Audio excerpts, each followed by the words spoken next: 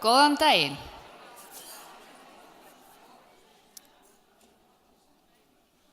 Menntamálaráðherra, landlæknir, kæru ráðstefnugestir, við og ég fyrir hönd okkar hjá Embætti Landlæknis og langar til að bjóða okkur hjartanlega velkomin á þessa ráðstefnu jákvæða menntun í heilsueflandi skólastarfi, vellíðan fyrir alla. Það okkur sönn ánægja að hafa mennta- og menningarmálaráðherra hjá okkur, hún ætlar að ávarpa okkur hér í upphafi ráðstefnunar og í framhaldi því mun Helgi Grímsson, sviðsstjóri á skóla- og frístundasvið Reykjavíkurborgar taka við fundarstjórnun. Herra menntamálaráðherra, gjörðu svo vel.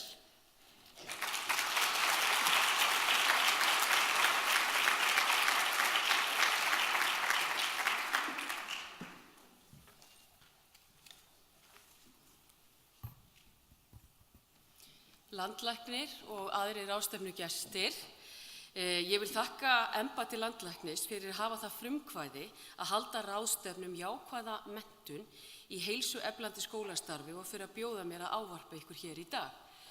Það alveg gríðarlega mikilvægt að við tölum þessa hluti og áttum okkur á því að það verða engar umbætur í skólastarfi nema að börnunum okkar líði vel. Það grunnurinn að öllu og þess vegna ég afskaplega bara ítreka það þakklátt fyrir það að fá að ávarpa ykkur og líka hvað þessi ráðstefna svakalega vel sótt. Ég vil líka segja ykkur að við erum að hefja núna mikla vegferð það hvernig við ætlum að vinna að úrbótum í menntakerfinu og ég búin að fara ansi víða og reyna að viðra að mér þekkingu annars staðar frá hjá ríkjum sem hafa þurft að fara og fara svolítið inn á við og skoða hvað að gerast hjá sér. Og ég var núna í Noregi í byrjun vikunar og hitti menntamálaráðherrana, þeir eru reyndar 3 þar sem eru með sama embætti og ég, enda aðeins stærra ríki og allt í lagi með það svo sem. En leiðarljósið alltaf, okkur verður að líða vel og svo getum við farið í frekari umbætur. En eins og ég segi, þetta málefni mér sérstaklega hugleikið þessar myndir og eins og þið hafið kannski heyrt, þá erum við búin að setja á stað vinnu að smíða menntastefnu til ársins 2030. Sem á að fela í sér umbætur og framþróun í skólastarfi.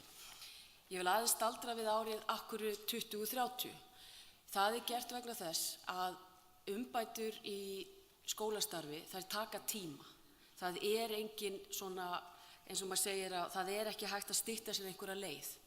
Og eins og ég segi, ég var núna í Noregi í byrjun síðustu viku, þeir eru núna fyrst að sjá verulegan árangur að því umbótastarfi sem þeir hófu í kringum 2003.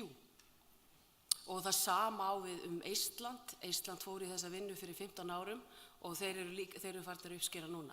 Þannig að það sem ég líka að segja svolítið við okkur öll, að auðvitað kjörtímabili bara 4 ár, en þetta vinna sem hún tekur lengri tíma og við þurfum öll að taka þátt í þessu vegna þess að við viljum öll að menntakerfið okkar sé framúrskarandi.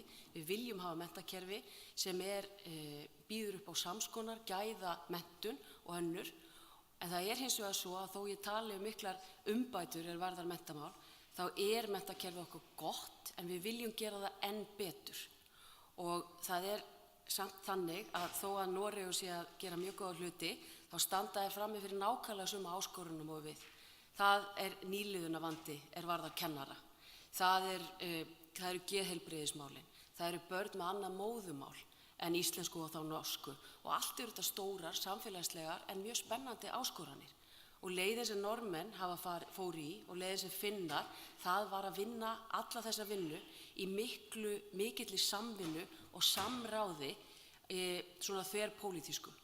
Og það það sem ég ætla mér að gera á þinginu. Ég ætla að fara með þá pappíra, umbótapappíra fyrir þingið og tala fyrir þessu þannig að þetta verði aðferðafræði sem verði hægt að nota á næstu árum. En hvað að gerast akkurat núna? Að hverju erum við að vinna núna akkurat í ráðuneytinu? Það þannig að við fórum í endurgerð á aðalnámskrám fyrir leik-, grunn- og framhaldsskóla. Og við erum að endurskoða þær og þær eru mjög metnaðarfullar, þessi sem var sett á árið 2011 og hún auðvitað eitt helsta stjórntæki sem fræðsluyfirvöld hafa til að tryggja börnum og ungmennum gæðamenntun þar sem allir nemendur eiga sinn sess.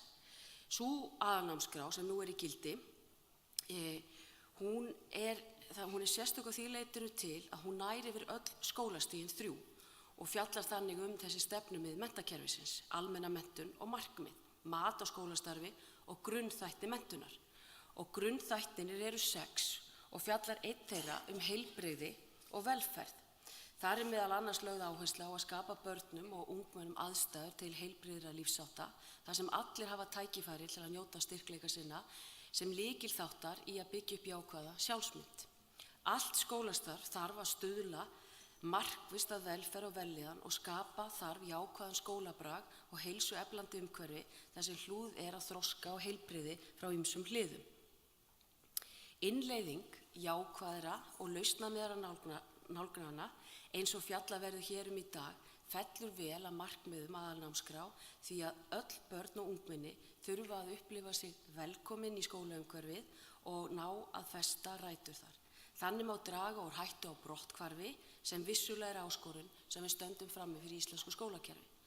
Og það líka þannig að ég held að séu svona einu skiptin, þó að maður sé búin að vera bardúsa eitt og annað, ég lenda í heilu fjármálahruni því ég var í Seðlabankanum og eitt og svona alls konar áskoranir, en í einu skiptin sem að verður eitthvað svona, sem ég svona verð eitthvað viðkvæm, það að maður upplifir að börnunum sínu líði ekki vel í skóla. Það svona eina skipti held ég sem ég hafi átt einhverjar andvökunætur. Og þess vegna þetta alveg, það ofboðslega mikið að þegar skólanir að byrja, að við tölum við börnin okkar að koma fram við önnur börn eins og þau vilja að þessi komi fram við sig og vera rosalega vakandi yfir því hvernig þeim líður. Og ég get sagt ykkur eins og búið að koma allan til þess fram að þá var ég í Oslo og við vorum þar á einu fundi og það einn mjög góður félagi minn sem ég hef unnið með í mörg ár. Einu skiptin sem ég sé hann eitthvað vera svona þungt í honum, það þegar sonur hans lenti í einelti. Og þetta bara einhver reynsla sem margar fjölskyldur lenda í því miður og við verðum alltaf að tala þetta í byrjun skólans og vera vakandi yfir þessu. Og þetta finnst mér vera mjög stór þáttur sem við sem foreldrar og við sem vinnum að fræðslumálum þurfum að huga að. Varðandi geðheilbrigðismálin, þá fellur auðvitað þessi jákvæða hugmyndafræði alveg fullkomlega að þeirri vinnu sem við erum að vinna núna í mennta- og menningarmálaráðuneytinu í samstarfi 4 önnur ráðuneyti, sveitarfélög, kennara, háskóla og foreldra eftirfylgni úttektar á menntun fyrir alla á leik-, grunn- og framhaldsskólastigi en þessi úttekt var framkvæmd af Evrópumiðstöð náman aðgreiningar og sérþarfir á árinu 2016. Liður í eftirfylgninni að halda núna fundaröð vítt og breitt landið og verður fyrsti fundur núna haldinn á mánudaginn og alls verða þessi fundir 23.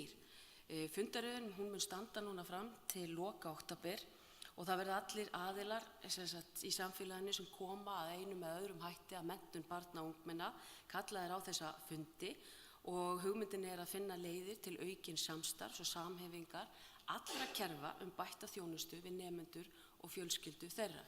Og þetta einn liðurinn í því að móta menntastefnu til ársins 2030. Það kemur fram í þessari úttekt að aðilar sem vinna að fræðslumálum og það eru allir sammála að styðjast í hugmyndafræðina menntun fyrir alla.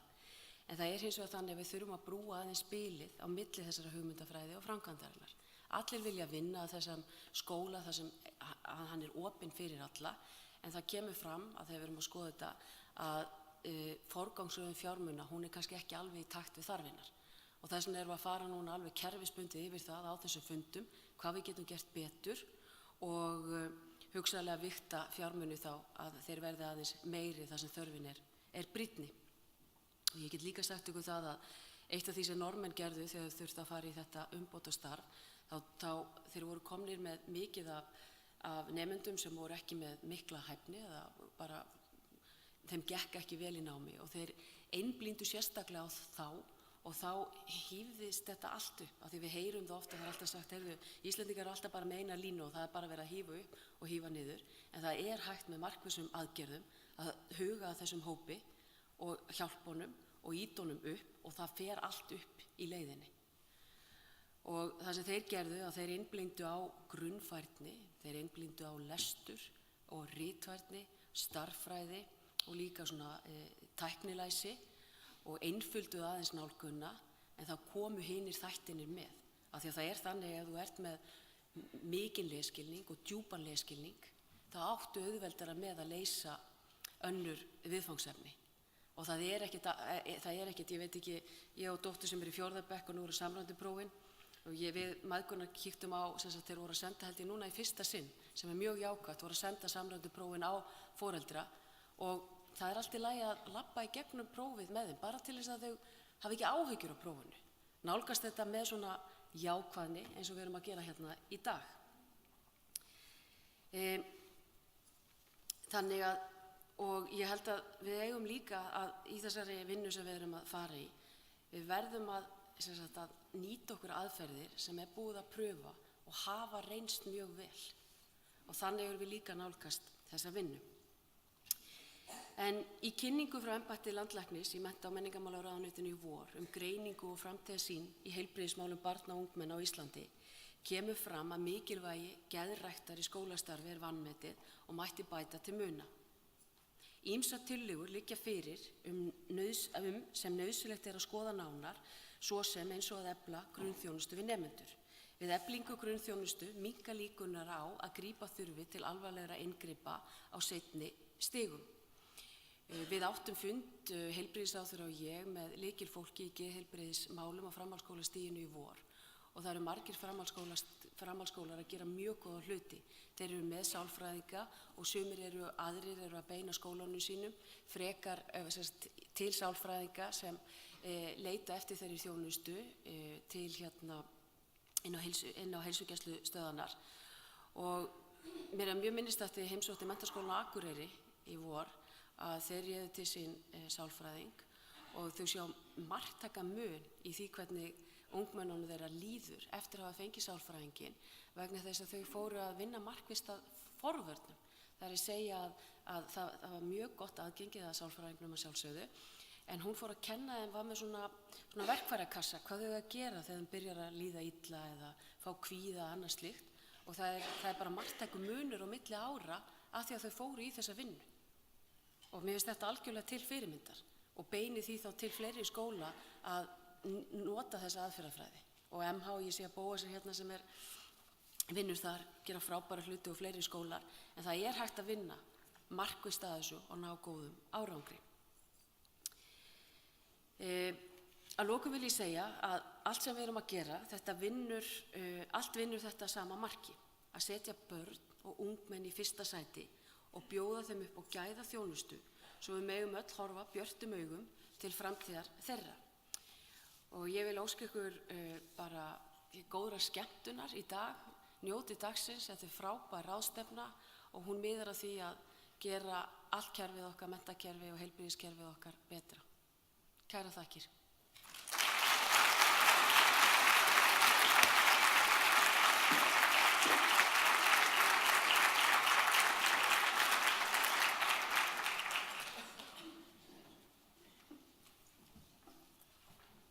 Góðan daginn. Við þökkum ráðherra kærlega fyrir hennar orð og hvatningu. Nú áður en lengra haldið þá tel ég rétt að við fáum aðeins að kynnast hvor öðru. Alltaf svona gott í upphafinu svona vita hverju í kringum hann. Sumir búin að heilsast og sumir eru sessunautar og þekkjast bara alla leiðina ánast en að beini. En akkur erum við hér? Og hvað næstu viljum við taka frá þessum degi inn í nútíðina og framtíðina? Ég ætla að biðja ykkur svona aðeins að gefa ykkur 2 mínútur í þetta svona til ykkar sessunauta. Akkur erum við hér, hvað vekur áhuga og hvað viljum við taka með okkur?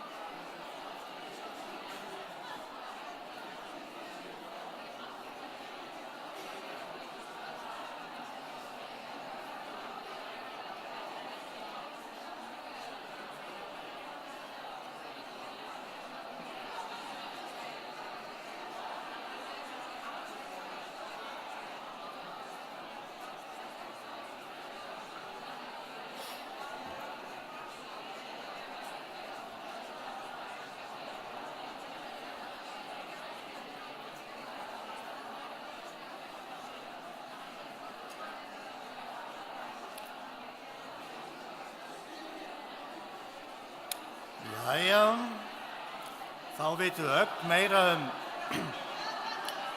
reyna að stjórna þessum sal. Jæja, gott fólk, ég held að sé við getum haldið áfram þessu í kaffihléi og matarhléi. En það gríðarlega spennandi þetta dagskrá hér framundan. En fyrstur á dagskrá Hans Henrik Knúp. Hann dósent og stýrir rannsóknarstofu jákvæða sálfræði í háskólanum í Árósum í Danmörku. Hann einnig prófessor við Northwest Háskóla í Suður-Afríku.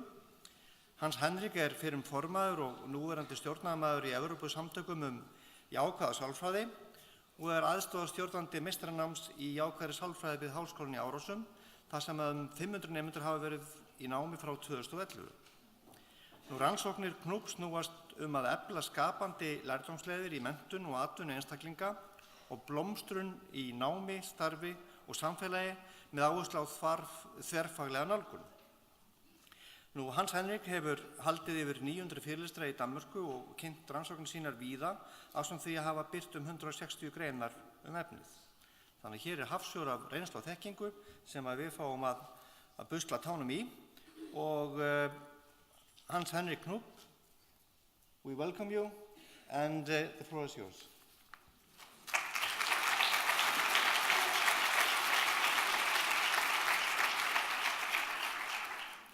Good morning.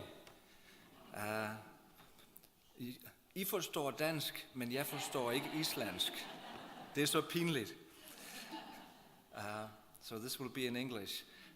It's a great honor to be here to speak to you about positive psychology and education and particularly focus on a question that's in a way trivial, but at the same time very fundamental, namely how to maintain the joy of learning as we approach academic performance. And the reason it's trivial, of course, is that everybody knows that everybody learns better when they're engaged than when they're bored or don't have the joy in what they're doing. And the reason it's fundamental is that the problem of not enjoying learning is so pervasive in education that it's almost undermining it. And it is really trivial. It is really a trivial point because we know that every time we don't enjoy something, we're not likely to continue doing it if the possibility is there. So if we want to have children go for an education, go for lifelong learning and so on, it's really fundamental that they have this idea that that could be a joyful future for me. Otherwise, the likelihood is much less.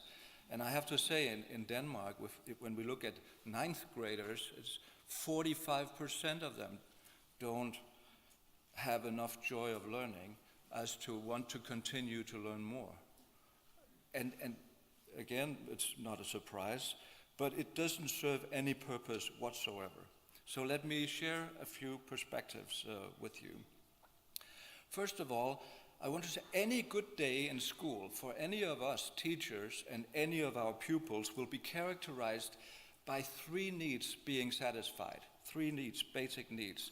Now, one is that we won't have a good day if we feel incompetent, if we don't trust that we're able to meet the challenges, rise to the challenges that we are meeting.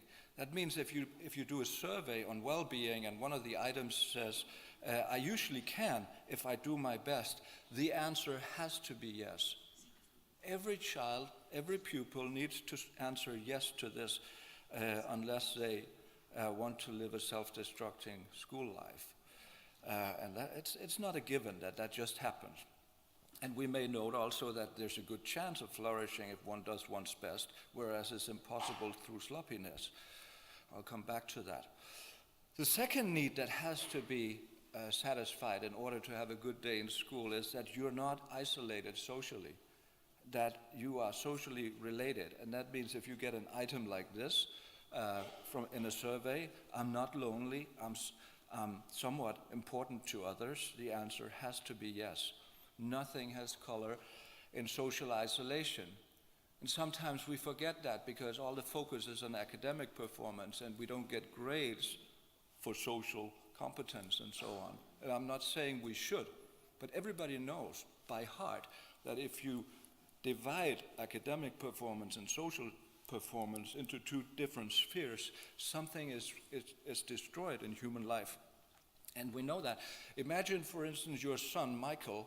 Imagine you have a son, Michael. He's in 5th grade, and he has social problems. So the head teacher is calling you to a meeting, and you're sitting there as parents, and Michael is sitting here. And then the head teacher opens the meeting saying, Michael, how does it feel to be so good at math now where you don't have any friends? What a ridiculous question. You know, how can you ask that, would be the immediate response. And the point is that, of course, you can take apart the social side of learning and the academic side. It goes together. That's why it's a stupid question. Okay. Now, the third need that has to be satisfied in order to have a good day in school is that you have sufficient autonomy. We are not remote-controlled organisms. We are self-organizing, self-regulating organisms. And whenever something is really flourishing in our life, it's because we are wholehearted into that. And that means that if you have a survey and you ask a question like this, or you have an item like this, I act voluntarily, almost no matter what. The answer has to be yes. All right, you may say, what if we have a mandatory curriculum? Well, then you have to understand why that's the right thing, that's the right way to spend your time, trying to acquire this curriculum. If not, you have problems. And we may really treasure the finding that what we call meaningful self-discipline is a queen of deeds. If you can set your mind to something that is really meaningful, you can go forever almost, and you don't burn out in the process if it's sufficiently meaningful. If you think of your pupils and ask, why do they get good grades? The science today will tell you that their effort counts twice as much as their talent if they're just normally gifted at some level. It's twice as much the effort. And the explanation for somebody doing an effort, making an effort, is typically that they have the discipline to do so. And then it's important to understand that there's also the negative form of discipline, which we call meaningless self-discipline, where you simply do something because you have to and you don't understand why, but you have to because that you have to. If you do that for a long time, you undermine your self-respect and your optimism towards your future, of course, which is a self-destructing thing. And we're so used to thinking that, well, that's the way it is in school. But we know by heart, as being teachers, that when we are in that situation, that you have to do some kind of development and you don't understand the meaning of it, and you just have to do it. It's suboptimal, to say the least. And there's no reason to do that, because if we really want to do something, there should be good arguments to do so. So these are three fundamental preconditions for flourishing, and you can ask yourself, do I trust this? Do I really trust this? Don't I have examples from my own life where I got up in the morning and I didn't believe in myself, I was afraid to fail, and nobody liked me at that meeting, and I didn't understand the point of it. And where you think that it would be nice to try that again. This is quite fundamental.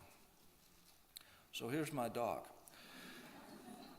And my dog have the same issues. Why do I have to sit here and wait for you going for a walk? And I can say, well, just it won't take long, and you won't be hurt by it. Just, hold on, and then we'll take the walk. But if it's 10 hours a day, and maybe I'm so tired when I get home that I don't even walk with her. Mille is her name. Then, it starts to become hurtful. And we're doing these national surveys on well-being in Denmark, and I've written some reports on that together with colleagues. And here's one from 2015, where we are focusing on boredom in Danish schools. And we have here all Danish public schools pupils from 4th to 9th grade. 4th to 9th grade. That's 265,000 of them. And one of the items in this survey sounds like this. Do you find class boring? And then if they answer rarely or sometimes, it's just fine.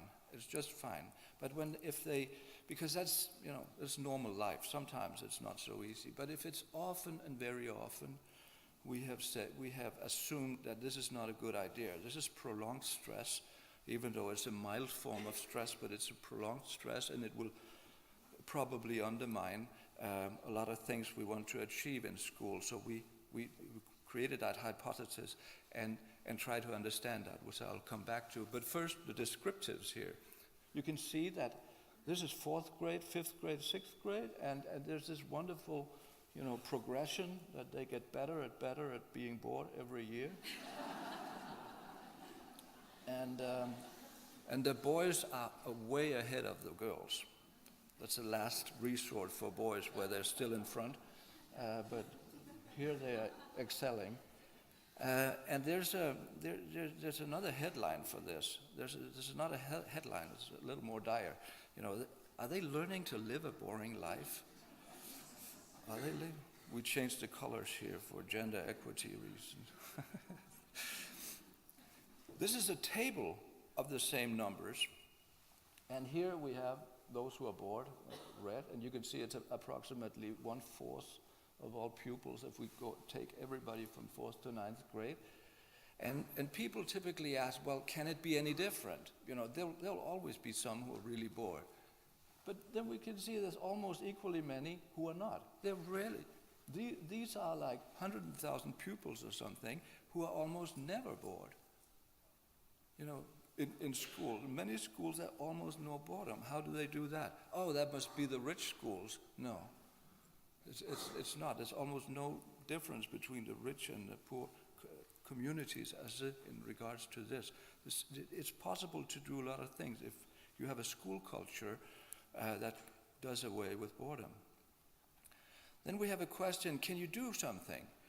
Can the pupils do something? And if you look at all the predictors of academic success in school, the most important student predictor is whether they believe that they can do something. It's called self-efficacy also. Do you believe it? It's so strong that it may count for 50%. That's what we see in pharmaceuticals. If you have if you have antidepressive medicine, and you all get antidepressive medicine, half of you will become better, even though it was a fake, even though it was only chalk pills, and 2/3 of you will be better off if it was a real pill. So the placebo, which is like a thinking mechanism and optimism, is very strong. And 1/3 of the pupils say no. So the question, if I'm bored in class, I can do something more to make it more exciting. 1/3 say no. They are learning that even though this is ineffective, even though this is unpleasant, I can't do anything about it. I just have to learn to do it. And it doesn't serve much of a purpose, it turns out, as I'll come back to. How do I know that? Because we did correlational studies on this with all the other items on well-being in the National Survey on well-being. And what we could see is, without knowing the causality, but we can see the correlation here. The more boredom, the less the likelihood of general school well-being. I like my school. No, they don't if they are bored a lot. The less their experience of the teachers being helpful and the methods being effective, the less the success in learning what they want to learn. These are all items relating to items in the National Survey. The less concentration, the less academic performance, the less motivation for further learning, the less self-efficacy, the less fruitful peer learning, peer collaboration, the less influence they sense on content, the less they sense that their ideas are being used by the teachers, the less they feel included, the less they feel socially related, etc., etc. All of this is undermined by prolonged boredom. And so if we say, well, children have to learn to be bored, one thing we may note up front is that they don't have to learn that. They are able to do that when they're born. And the second thing is that it seems to be a myth that hard, meaningless work that's on top of that unpleasant doesn't serve even the academic purpose. And certainly it doesn't motivate. And I may add to that prolonged boredom is a stressful situation. It actually has a depressive effect. So, for instance, in German gymnasium, where they did a study on boredom, no less than 1/3 of the gymnasium students in that study in Germany were so bored that they felt anhedonia. What does that mean? That means a total lack of joy, which is one of the components in severe depression. So that's what they learn in German gymnasium. So the conclusion is long-term boredom is a clear signal that educational ideas are compromised, and it's at all levels, I should mention also. And we don't know whether it's the boredom that creates the problem at school or the problem in school that create boredom, but it doesn't really matter either, because when there's boredom, you have the other problems with a high probability. So it's a warning signal, no matter what direction the causality goes. Okay, so here's my dog again. And my dog is thinking, well, there are different ways of living my life. Wonder what he will do with me today. And then there are human beings, as we've just talked. And human beings come into the world knowing how to be bored and knowing that there are ways out of being bored. And so they play. That's a great way to escape boredom. So I want you just to reflect a moment for 10 seconds on the best play experience you remember from your early childhood. The best play experience, okay? And you're not going to talk 2 and 2, so you can be completely honest for once, okay? Best play experience that just stands out in your mind. And then raise your hand if you were with an adult at that time. This is a rhetorical finger. And if you look around the room, you'll see there are no fingers. So where was the leadership? Where were the adults? Is this an argument to do away with, upbringing adults and stuff? No, probably not, because my guess is that you were safe socially in this situation. From animal experiments, we know that scared rats will not explore the labyrinth, the maze. If you scare rats, they'll just sit like this in the corner and they won't try to find their way through the maze. Children, the same thing. Now, my hypothesis, therefore, is that in the situation you just thought about, you were probably safe since you were out there exploring and do stuff you were not supposed to do. My guess is that you had not just had a burglary in your house at that time, a robbery or something. Your father and mother probably were not divorcing just then. You were not being bullied hard or anything. Probably you were pretty safe in your existence at that time. And that's part of the reason why you were out there exploring. Another question, who of you were kind of doing sloppy play, in a way that you didn't really care about it, you didn't put much effort into it, no reason to get excited about it, just relax and play a bit, but don't make too much of it. How many of you were approaching your play in that way? 2. Who want to make it difficult for the speaker? Typically it's 1% to 3% who have that experience. Most people don't, because it's a pervasive experience that you have to really make an effort in order to be in the play universe. If you don't make an effort, you're out of the play. You know that physically, if you're on the carousel, on the playground, and you start to lose concentration on your grip, you'll be out of the carousel just like that. And it's mentally it's the same thing. If you lose concentration, you'll be, your play universe will evaporate, like bing, and you're out of your play zone immediately. So, what is that? Later. Tomorrow, okay. So, so there's a wonderful insight here, which is this one. It's necessary actually to try your best in order to be playful. It's necessary to try to do your best, really make an effort in order to be playful. Why does that sound weird? Well, because we're used to thinking that playful is easy and effort is hard, so that can't be the same thing. Well, I just showed you, and if you think about playing, it's like that. Yeah, but why don't we think like that normally then? Well, probably because after a few days in school, you divided that golden unity of life into playfulness being during leisure time and effort being during class, you know. And later you got a job and somebody told you, don't make an effort if they don't pay you. And this is not an argument against the trade union at all. It's just to point out that we may, by accident, compromise a very fundamental precondition for learning and thriving by thinking in these divisive terms. There's a model that many of you probably know already in some version, the flow condition here, that illustrates exactly what I just said. Namely that if you want to be in flow, if you want to be in a zone where you are challenged to a degree that matches your competence, you will of course feel playful, because that's by definition what's happening when you're in flow. But you will also be concentrated and making an effort, because in order to be in flow, you have to challenge yourself until you stand on your feet and really make an effort.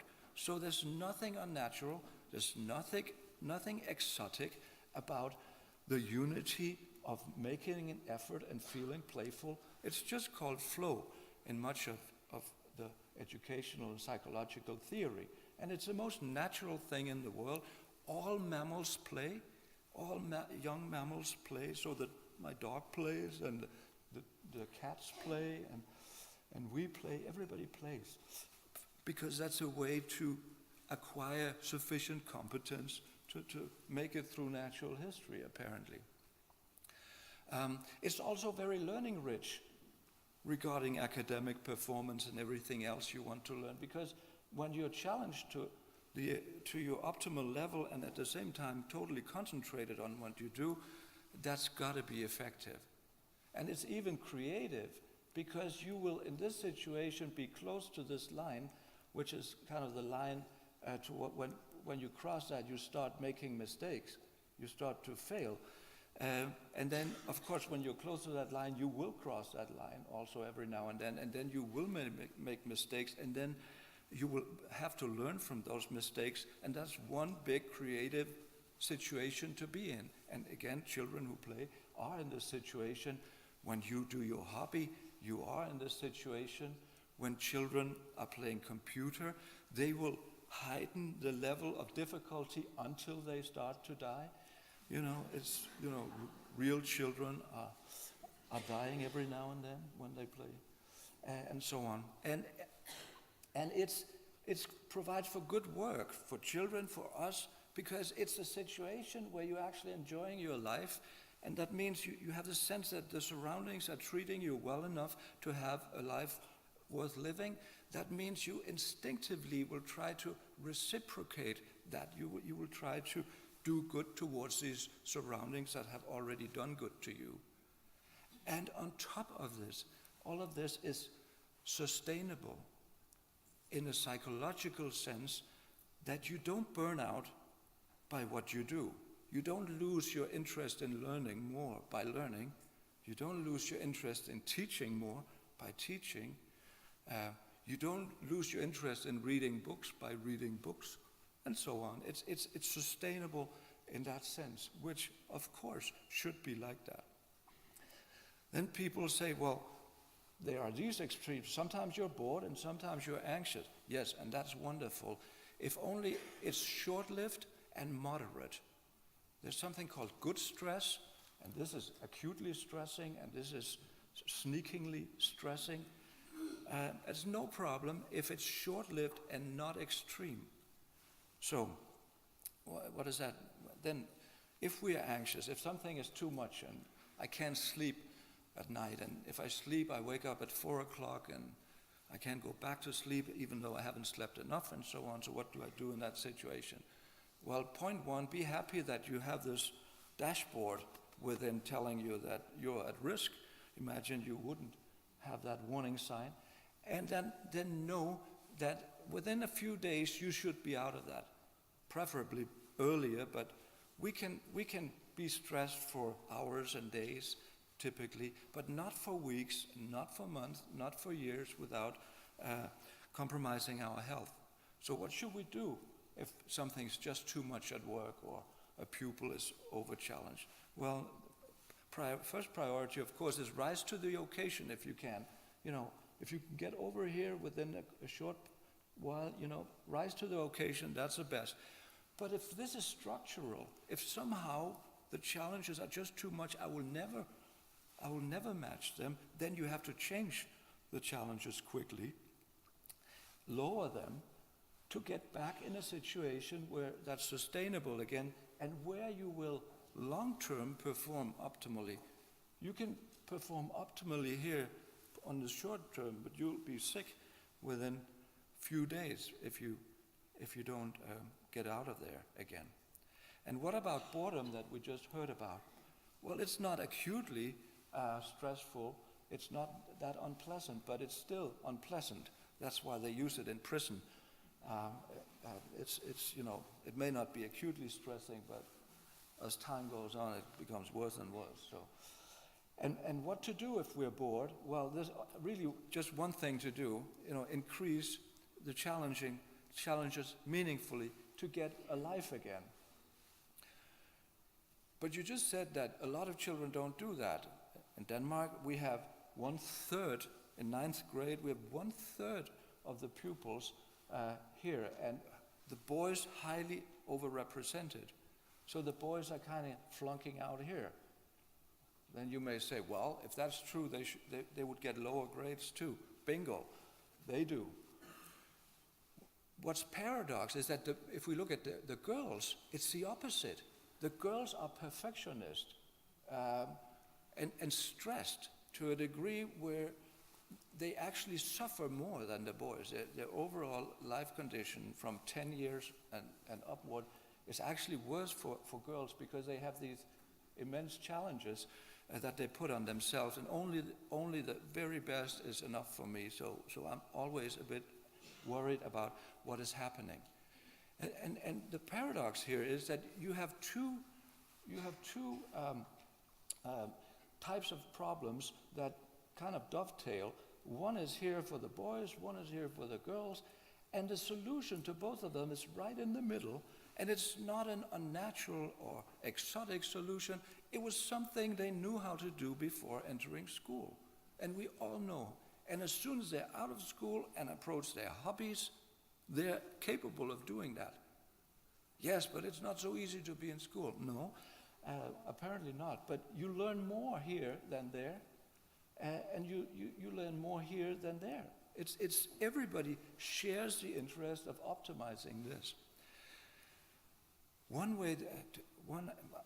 thing to note there is that in order to do that, we have to be, when we run school systems, we have to be very aware of the mechanism of goals, because goals can both be demotivating and motivating. And basically, we all need goals. People who have goals and directions in their life typically thrive. People who run around disoriented, don't knowing where to go, typically don't thrive. So there's nothing wrong with goals. But psychologically, what characterizes a good goal is that it functions as a mean for good processes. Like in football, you have these pillars, and then everybody wants to score within that frame. It's not a final score. It's not like when you play the German team, you agree that, well, Germans won last time, we'll win this time. It'll be 4-2, and Solvay and Dora and will be will be scoring today. It's not like that. It's that it's an open process. We don't know if we win. That's what's the fun thing about it. And that means that when we politically and administratively have these ambitions that we have to achieve this level, we have to be very careful not to create a culture where that is secured to a degree that it resembles a football match that's rigged. That's all where the end result is already determined. Because if that happens, nobody thinks it's fun to play anymore. Yes, but we really have people and politicians who want to make sure that we are achieving these standards. Yes, the wonderful thing in this is that if you prioritize these good processes, not only are you creating a good life or optimizing the chance of living a good life, you will also optimize the probability of high academic results, of course, because here you have a lot of people doing their best with wholehearted effort, not losing interest, so they will be able to keep going much longer than others will. Of course, that optimizes the chance of good results. And I just have to be careful with the time here. Yes. Okay. So note that this is good stress. Here is good stress, and this is where you want to have your children, your pupils, most of the time. It's moderate and it's brief, and that means that we have to understand that when we have pupils that, for instance, are born with this sense and still prefer to be bored rather than to be there, probably it's because they got scared at some time. Probably it's because they have had some of these extreme stress situations in school where maybe they were extremely ridiculed for doing their best and still not getting a good grade or something like that. And where they may think, well, I'm more secure, I'm better, I'm more safe if I don't make an extreme effort, because that means that nobody really knows what I'm capable of. So when I get my bad grades, I still have my respect, something like that. But it doesn't serve a good purpose. So we should know that. So this is joy and performance simultaneously. And if I should just how many minutes do I have? No more. So here's a model that you can read for yourself. And then I'll just leave you with my dog once more and my daughter and a picture of the flourishing world. Thank you very much.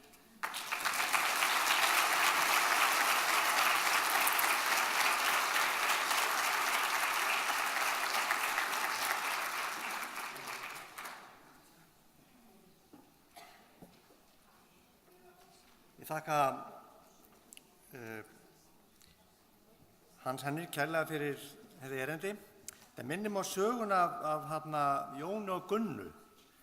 Og Gunna kemur til Jóns, hann sofandi og hristir hann og segir, þú að vakna, það skóli. Og Jón segir, mér leiðist í skólanum. Og Gunna segir, af hverju það? Krakkarnir vilja ekki vera með mér og kennararnir svo leiðilega við mig.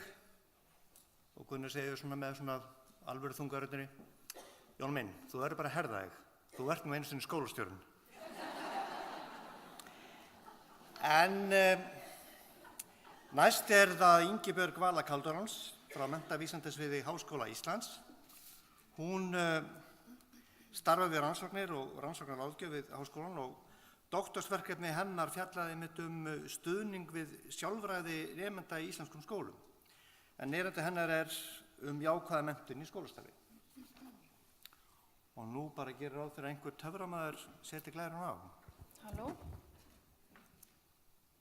Já, og kannski. Heyrið í mér í gegnum þetta? Ok, svo ég þurfum ekki annan töframann í það. Þetta allt að fæðast.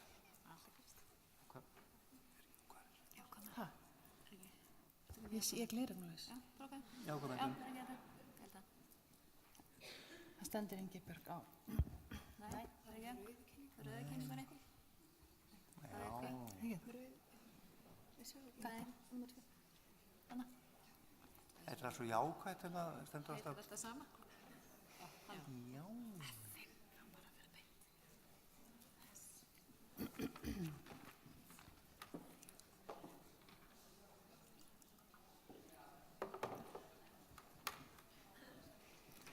Jæja, komið sæl. Ef ég hefði vitað fyrir örfáum mánuðum síðan að ég ætti eftir að standa á ráðstefnu sem var uppselt á jákvæða menntun, þá hefði ég eiginlega varla trúað því. Þannig að ég er alveg ótrúlega þakklát fyrir að vera hérna og mjög þakklát embættinu fyrir að skipuleggja þessa ráðstefnu. Ég ætla að tala þessu jákvæða menntun í skólastarfi, svona á Íslandi. Og jákvæða menntun, ef við skoðum pínlítið þetta hugtak, þetta er stundum talað þetta sem positive psychology in education og stundum er það stýrt sem positive education. Og hvað er þetta jákvæð menntun? Það þýðir allavega ekki það sé til eitthvað sem heitir neikvæð menntun, eins og ég er þetta stundum spurð að. Þetta er hugtak, positive education, yfir kannski, þetta er hópur og fólki á alþjóðlegum vettvangi sem hefur það markmið að öðlast aukinn skilning á því hvernig við getum svona innan veggja skólastofunar stuðlaða farsæld og kannski svona þeim þáttum sem að efla okkur svona sem manneskjur. Akademían er auðvitað að sjálfsögðu alltaf meðfram en þessi jákvæða menntun fjallar kannski oftar þessa þætti hérna. Þetta er svona dæmi þá þætti sem við sjáum að vera að vinna með. Velfarnaðar er svo margt eða farsæld. Þetta eru til dæmis, þetta fjallar það hvernig okkur líður, það er hluti af því. Þetta fjallar líka viðhorfin okkar. Og svo fjallar þetta ýmsa færniþætti sem að geta eflt velíðan okkar og farsæld. Og við tölum það er svona mantra í þessu vettvangi sem er learn it, live it, teach it. Það vísar til þess að við getum til dæmis ekki farið að fjalla og kenna nemendum okkar jákvætt hugafar eða vaxtar hugafar ef við erum sjálfföst kannski í einhverjum niðurrifs hugafari. Þannig að þetta minnir okkur líka á það að við sem kennarar og við sem störfum á vettvangi með fólki, við þurfum alltaf að hugsa okkar eigin velfarnað. Og það þýðir ekki bara að kenna nemendum okkar lífsleikni eða þessa þættir til dæmis, við þurfum líka að hlúa okkar eigin líðan og eigin velfarnaði. Og þessi hattur positive education fjallar farsæld alls skólasamfélagsins. Og svo er þetta með spurningum með orðanotkun. Við Magnús höfum verið að ræða hvort við eigum að tala jákvæða menntun eða menntun til farsældar. Það væri hugtak sem við getum líka notað. En þá má spyrja sig, er ekki sjálfgefið að menntun sé til farsældar? Varla er hún til vansældar. En og námskrár og lög og alþjóðasamþykktir segja þetta það að markmið með námi sé ekki einungis það að fræðast formlega námsgreinar, heldur að stuðla líka að alhliða þroska og velfarnaði. En það er svolítið stórt en þarna á glærinu og það er ekkert ástæðulausu.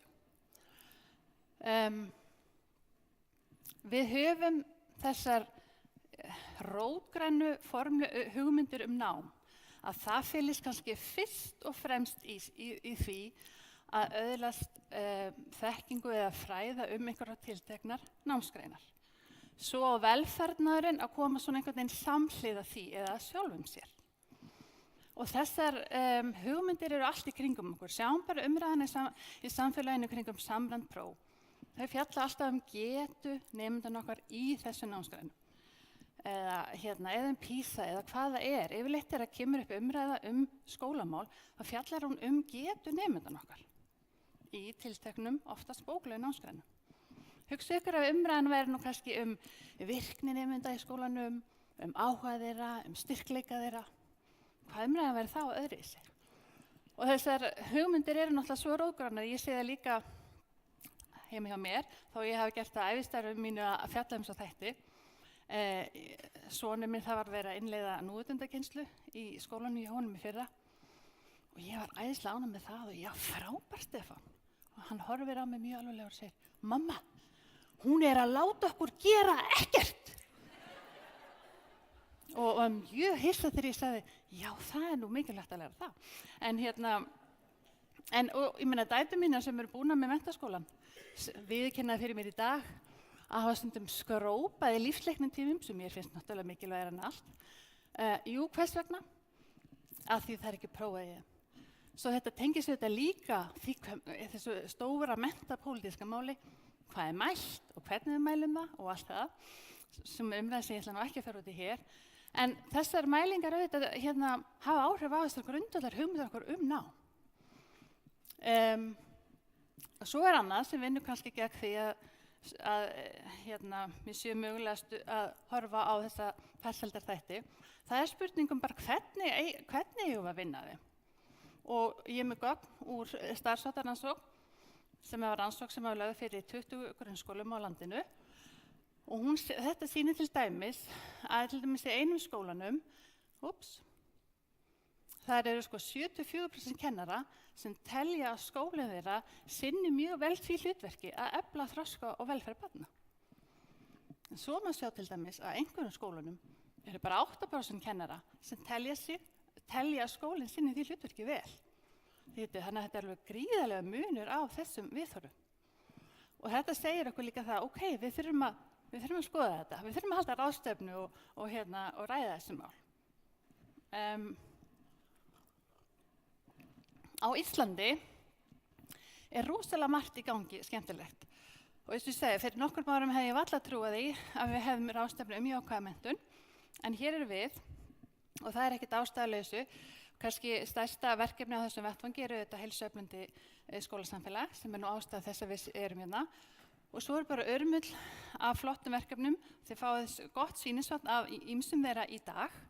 Og svo margt fleira að gangi og mikið til dæmis af nemyndum sem að mennta sig á þessum vettvangi sem að gera einhvers konar lokaverkefni og þannig þetta fara víðar og víðar inn í skólana sem alveg ótrúlega skemmtilegt að fylgjast með. Mér langar að segja ykkur aðeins frá, þetta var svona aðeins almennt jákvæða menntun og til að setja hann í samhengi við hvað stundum það í þeim málum og svona aðeins þessu orðanotkun. Ég held að Magnús ætlaði að koma inn á hana líka. En það sem ég hef verið að skoða síðustu 10 árin, annars vegar í doktorsrannsókn, þar sem að gagnaöflun fór nú fram fyrir allnokkrum árum síðan og svo aftur núna í fyrra í grunnskóla á höfuðborgarsvæðinu, þá hef ég verið að skoða þetta. Hvernig hægt að skipuleggja skólastarf með því að stuðla áhuga nemenda og sjálfstjórnun þeirra og þeim finnist námsett hafa tilgang eða merkingu. Og ég kem inn á þætti sem Hans Henrik Knúpp talaði líka Við vorum ekki búin að samræma okkur, það ljóst. En það allt í lagi. Þetta hefur mest verið rannsakað út frá svona sálfræðilegum þáttum náms. Og við höfum öll þörf fyrir sjálfræði, eins og Hans kom inn á. Það þörfin fyrir að lifa lífinu að innan taka sjálf ákvarðanir okkar líf. Ekki bara að hlýða mömmu og pappa og kennarunum og skólastjórunum heldur líka að vera sjálf við stýrið, taka sjálf ábyrgð. Svo höfum við þörfina fyrir að vera hæf. Barnið sem að læra til dæmis að hjóla upplifir sig mjög hæft á þeirri stundu. Þannig að þetta að vera hæfur, að upplifa hæfni sína felst í því að raunverulega geta kannski meiri í dag en í gær, að vera að styrkjast. Og þetta auðvitað líka nátengt hugtakinu self-efficacy sem Hans kom líka inn á. Svo höfum við þetta öll þörf fyrir félagstengsl eins og hann talaði áherslu á hann Hans. Og náum við að mæta þessum grunnþörfum í skólaumhverfinu en það hafa alls ekki við bara það. Þetta líka á við heima hjá okkur, börnin okkar og í starfsumhverfinu. Þetta eru sammannlega þarfir, svo þetta á öll skólastig og öll samfélag. Þá stuðlað að ríkar áhugahvöt, innri sjálfstjórn og farsæld í mjög margari merkingu. Farsæld til dæmis í formi betri námskilnings, betri líðan, meiri seiglu, sköpunarkrafts og ég geti talið betri heilsu, ég geti talið margt. Og síðast en ekki síst að nemendur finnst námið sitt vera hafa tilgang. En þá náttúrulega stóra spurningin, ok, sálfræðilegar rannsóknir sýna okkur þetta, hvernig ætlum við að gera þetta á gólfinu? Ég hérna kennari, ég með þessi börn og hvað? Og það það sem ég hef haft áhuga á að skoða síðustu árum. Og þannig ég ætla að gefa ykkur bara örfá dæmi af því sem ég hef séð verið gert í þessum efnum í íslensku skólum. Ég veit, ég hef ekki mikinn tíma, en ég gef ykkur svo dæmi þegar þetta annars vegar eitthvað sem birtist mér í skóla sem vinnur sérstaklega eftir þessari, leggur sérstaklega áherslu á þessa þætti, þar sem ég var að skoða skólastarf á síðasta ári. Og svo þetta líka með dæmi úr gögnum sem ég safnaði þarna í doktorsrannsókninni minni árið. Fyrst aðeins þetta, hvernig hlúum við að félagstengslum eða þeirri tilfinningu að nemendunum finnst þeir tilheyra. Og þetta eitt besti mælikvarðinn á hvernig við stöndum í þessum þætti hvort að nemandinn upplifir það að kennaranum líki vel við sig.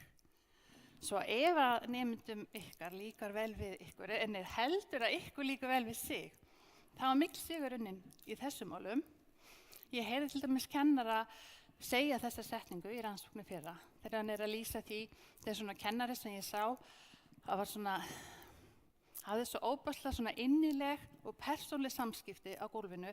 Hann hafði farið frí í nokkra daga og þegar hann kemur aftur í skólan þá það high fives og klestan og mikil innlegni í samskiptanum. Og hann orðaði þetta í viðtali: ég hef ástríðu fyrir þessum krökkum og að vera hérna. Og þessi ástríða skilaði sér svo innilega inn í samskiptamenninguna.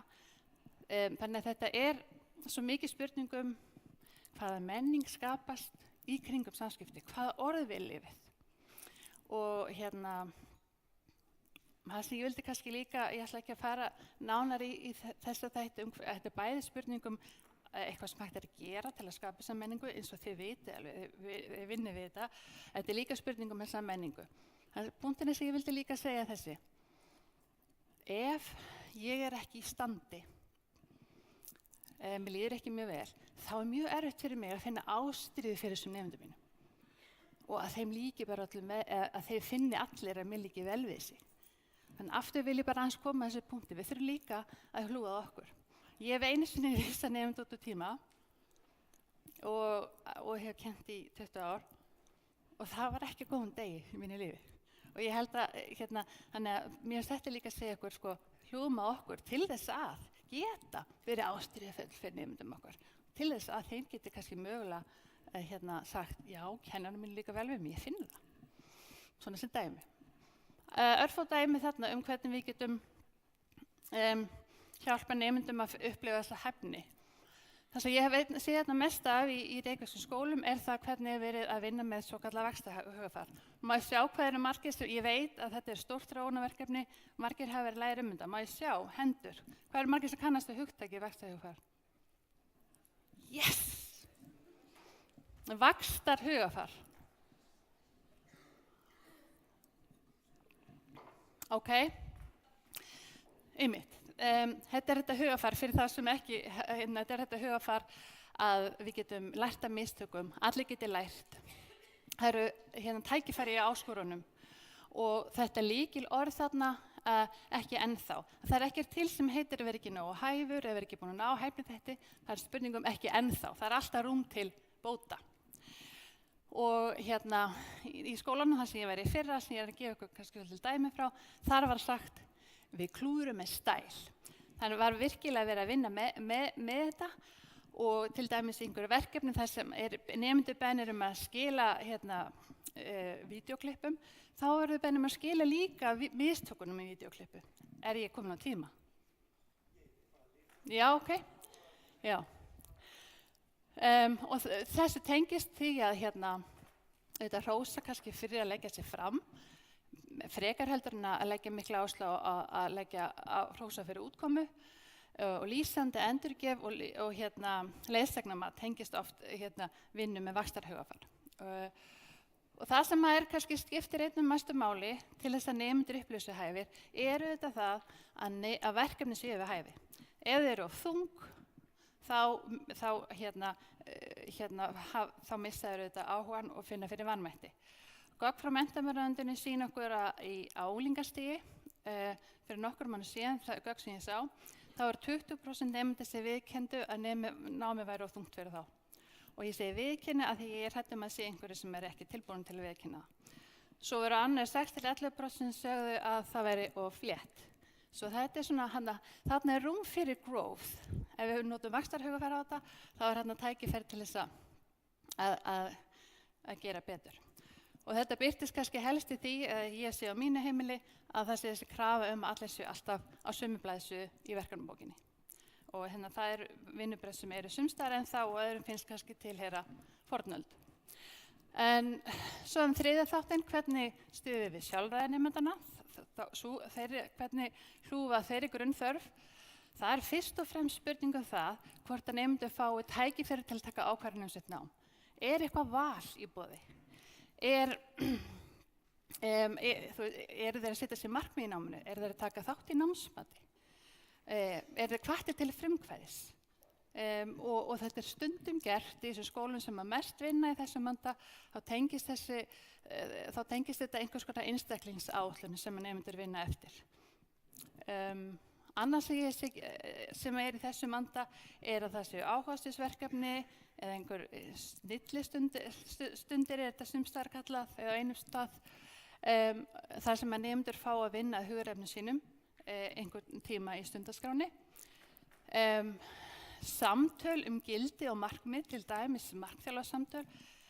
Það er vel þannig að nemendur fá samtöl gildi og styrkleika og markmiðasetningu inn í skólastarfi. Daglegar núverustundir er verið að innleiða allvíða. Ég ætla ekki að segja meira það því að Bryndís ætlar að segja ykkur allt það. Og það sem ég ætla svona punktunum sem ég vil enda á. Já, það tekur svona 2 eða eitthvað svona, er þetta verkefni séu merkingabær. Og hans talaði þetta líka.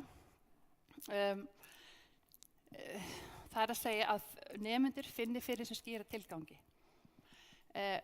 Í doktorsrannsókninni þá sá ég að við vorum með 251 vettvangsathuganir þar sem við fylgdust með. Og af þeim sá ég bara merki í 13% tilvika að það væri eitthvað verið að útskýra tilgang verkefna. Þannig að þarna er líka svolítið rúm fyrir að gera betur og nemendur kalla eftir þessu. Hérna er ein tilvitnun. Ég spyr hver að ákveða hvað þið lærið. Nemendur við, aðrir ríkið, þetta er svona og vera að hugsa. Svo koma þessi saman að þetta svar. Við eigum að ákveða það saman hvað við eigum að læra og hvað er mikilvægt. Það er engin útskýrt fyrir okkur hverju við erum að læra sem við erum að læra. Við fáum aldrei neina ástæður, við kannski spyrjum hverju erum við að læra þetta? Og þá fáum við alltaf ástæðuna af því að stendur í námskránni. En þá fáum við kannski aldrei ástæðu fyrir af hverju það stendur í námskránni.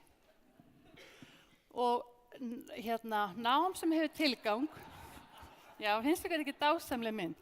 Það lýsir svona fratinu sem að hún gaf í þetta gamla kerfi.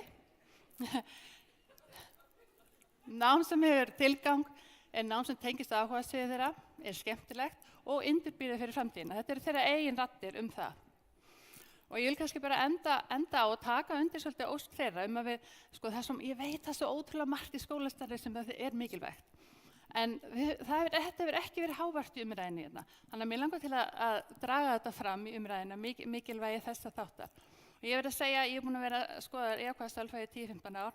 En einhver einn þáttur sem breytti mest mitt líf, það var þegar ég fór að sjá verkefni mínum tilgang. Og þetta átt að saman við okkur öll.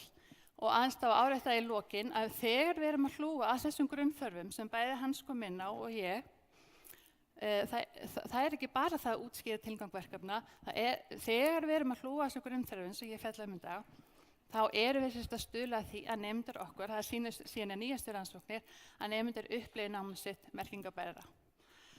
Og það er punktinni sem ég langar að draga fram sérstaklega í dag, af mörgum mikilvægum. Takk fyrir.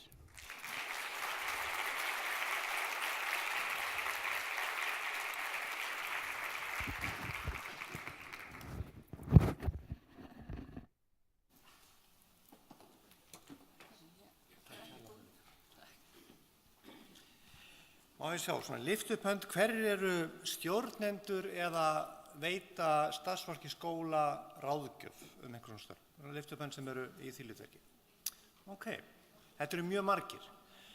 Og mér var svo ég hugsaði hérna áðan að þegar kemur að því hvernig við nálgum starfsfólki okkar, talandi líðan í starfi og svo framvegis, hversu mikið leggjum við áherslu á að kennararnir okkar, starfsfólki okkar, finni fyrir sjálfræðisstarfi, finni fyrir að hæfni þeirra nýtist mjög vel og þeir ráði vel við verkefnið og hafi jákvæð og sterk félagstengsl inn í hópinn sinn.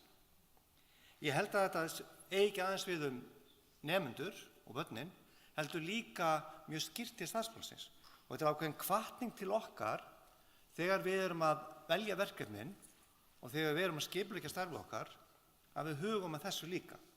Að því eins og búið að segja, kennari sem veit hver hann er og hvar hann er og af hverju hann er og finnur næringuna í sínu kollega umhverfi, að hann gerir kraftaverk á hverjum degi með börnunum sínum.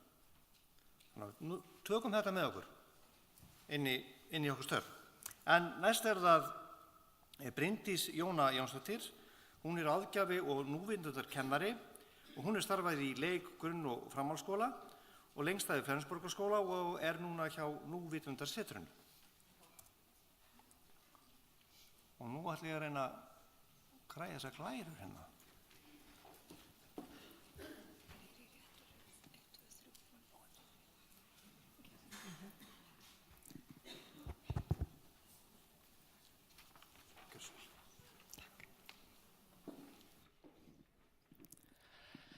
Já, komið í sæl. Vá, hvað er gaman að sjá ykkur svona mörg hérna. Alveg dásamlegt.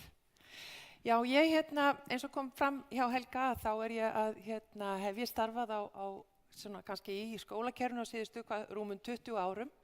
Hef verið svo heppin að stinga tánum inn í bæði leik- og grunnskóla en lengst að verið í Flensborgarskólanum. Og svo er ég komin núna og við Ingibjörg Haldalóns erum að vinna saman á menntavísindasviði, þar sem við erum einmitt að vinna með þetta hugtak velferð í skólastarfi.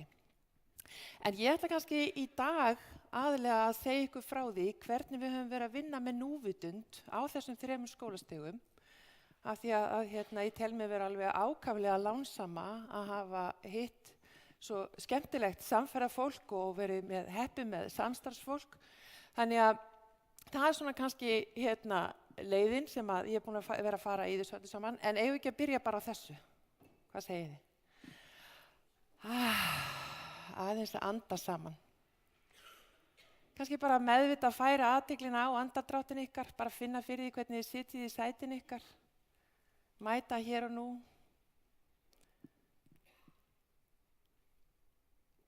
Þið þurfa ekkert að breyta andardrættinum ykkar neitt, bara rétt að skynja hann þar sem það kemur inn nefið og flæðir honi lungu og sömuleið tilbaka.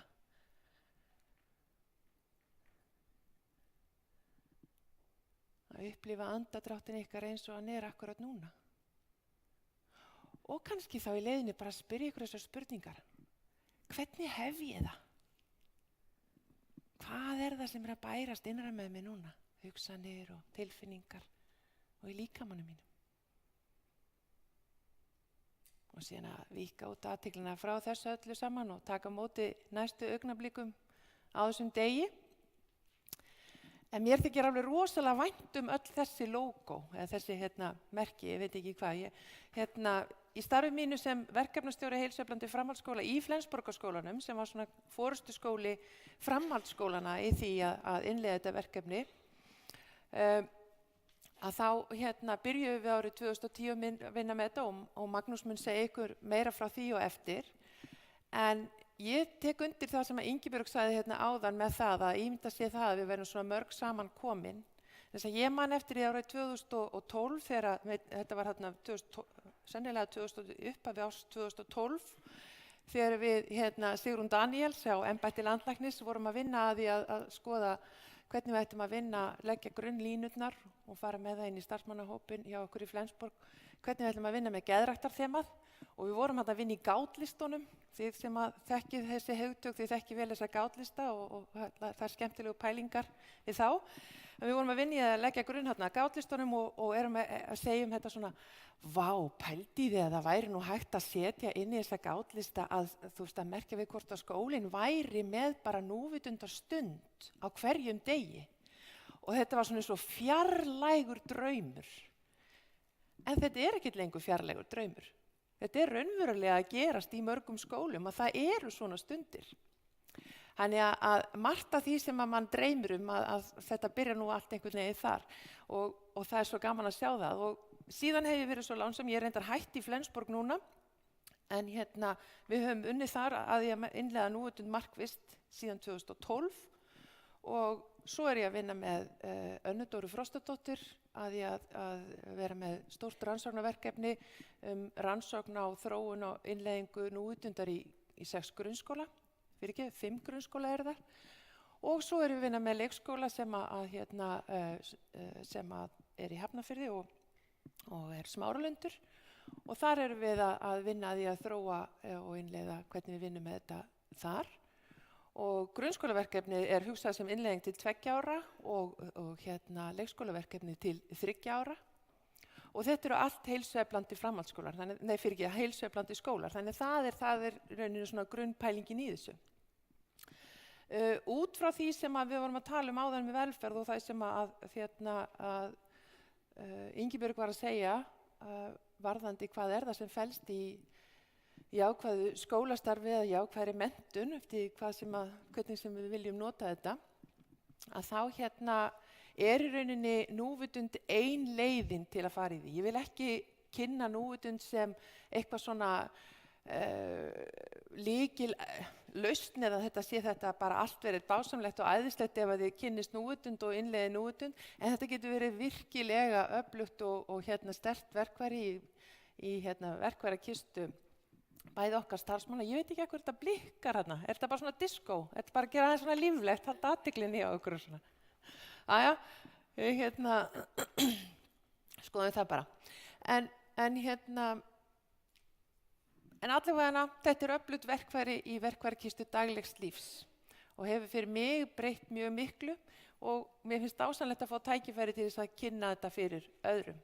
Og það sem við ætlum að gera hérna núna, þangað til, hvað er margar mínútur eftir? Ég átti að vera búin núna. Það er að renna þess yfir hvað er núvitund, hvernig þjálfum við okkur í núvitund og svo hvers vegna ættum við að vera að vinna þetta og hvers vegna ættum við að vera að vinna þetta eftir því módeli sem við erum að rannsaka og skoða, bæði sem við unnum eftir í Flensborg og er verið að vinna eftir þar, er verið að vinna eftir í þessu grunnskólamódeli og svo einst í leikskólanum. Hvað eru margir inni sem að vita hvað núvitund snýst, svona út á hvað það gengur? Yes! Ég hef haldið svona fyrirlestur og kynningar mjög lengi og þið veitir, einu sinni var þetta bara svona nokkrar hendur, en nú vitum við svona nokkurn veginn út á hvað þetta gengur. Þannig að það er svo gaman að sjá það. Er einhver inni sem hefur þetta bara sem fastan hluta í sínu lífi, er bara svolítið svona inn í daglegu lífi, nýtir sér þetta sem verkfæri daglegs lífs, má sjá þær hendur? Yes! Já, æðislegt. Þannig að við ætlum aðeins að skoða þetta, en hvaðan kemur þetta? Allt á þetta sér einhverjar rætur og það er mikilvægt að hafa þau í huga að núvitund er svo sem ekkert nýtt. Þetta er ekkert engin töfralausn, en þetta er samt eitthvað sem hefur fylgt mannfólkinu bara frá örófi alda, en það var þessi maður, John Kabat-Zinn, sem að kannski setti þetta í þennan búning sem að við í vestrænum samfélögum þekkjum í dag. Þannig að þetta væri rauninni mögulegt fyrir okkur að aðlega þetta bara inn í þetta daglega líf sem að við lifum, þetta annarsama líf oft á tíðum. Og hans skilgreining er rauninni þessi, að núvitund felst í því að við beinum athyglinni meðvitað að upplifun okkar á reynslu á hverri stundu með opnum huga og forvitni og án þess að dæma. Og í rauninni þýðir þetta bara það að við séum vakandi fyrir því sem er að gerast innra með okkur og í kringum okkur og við mætum því öllu saman af mildi og forvitni og án þess að dæma.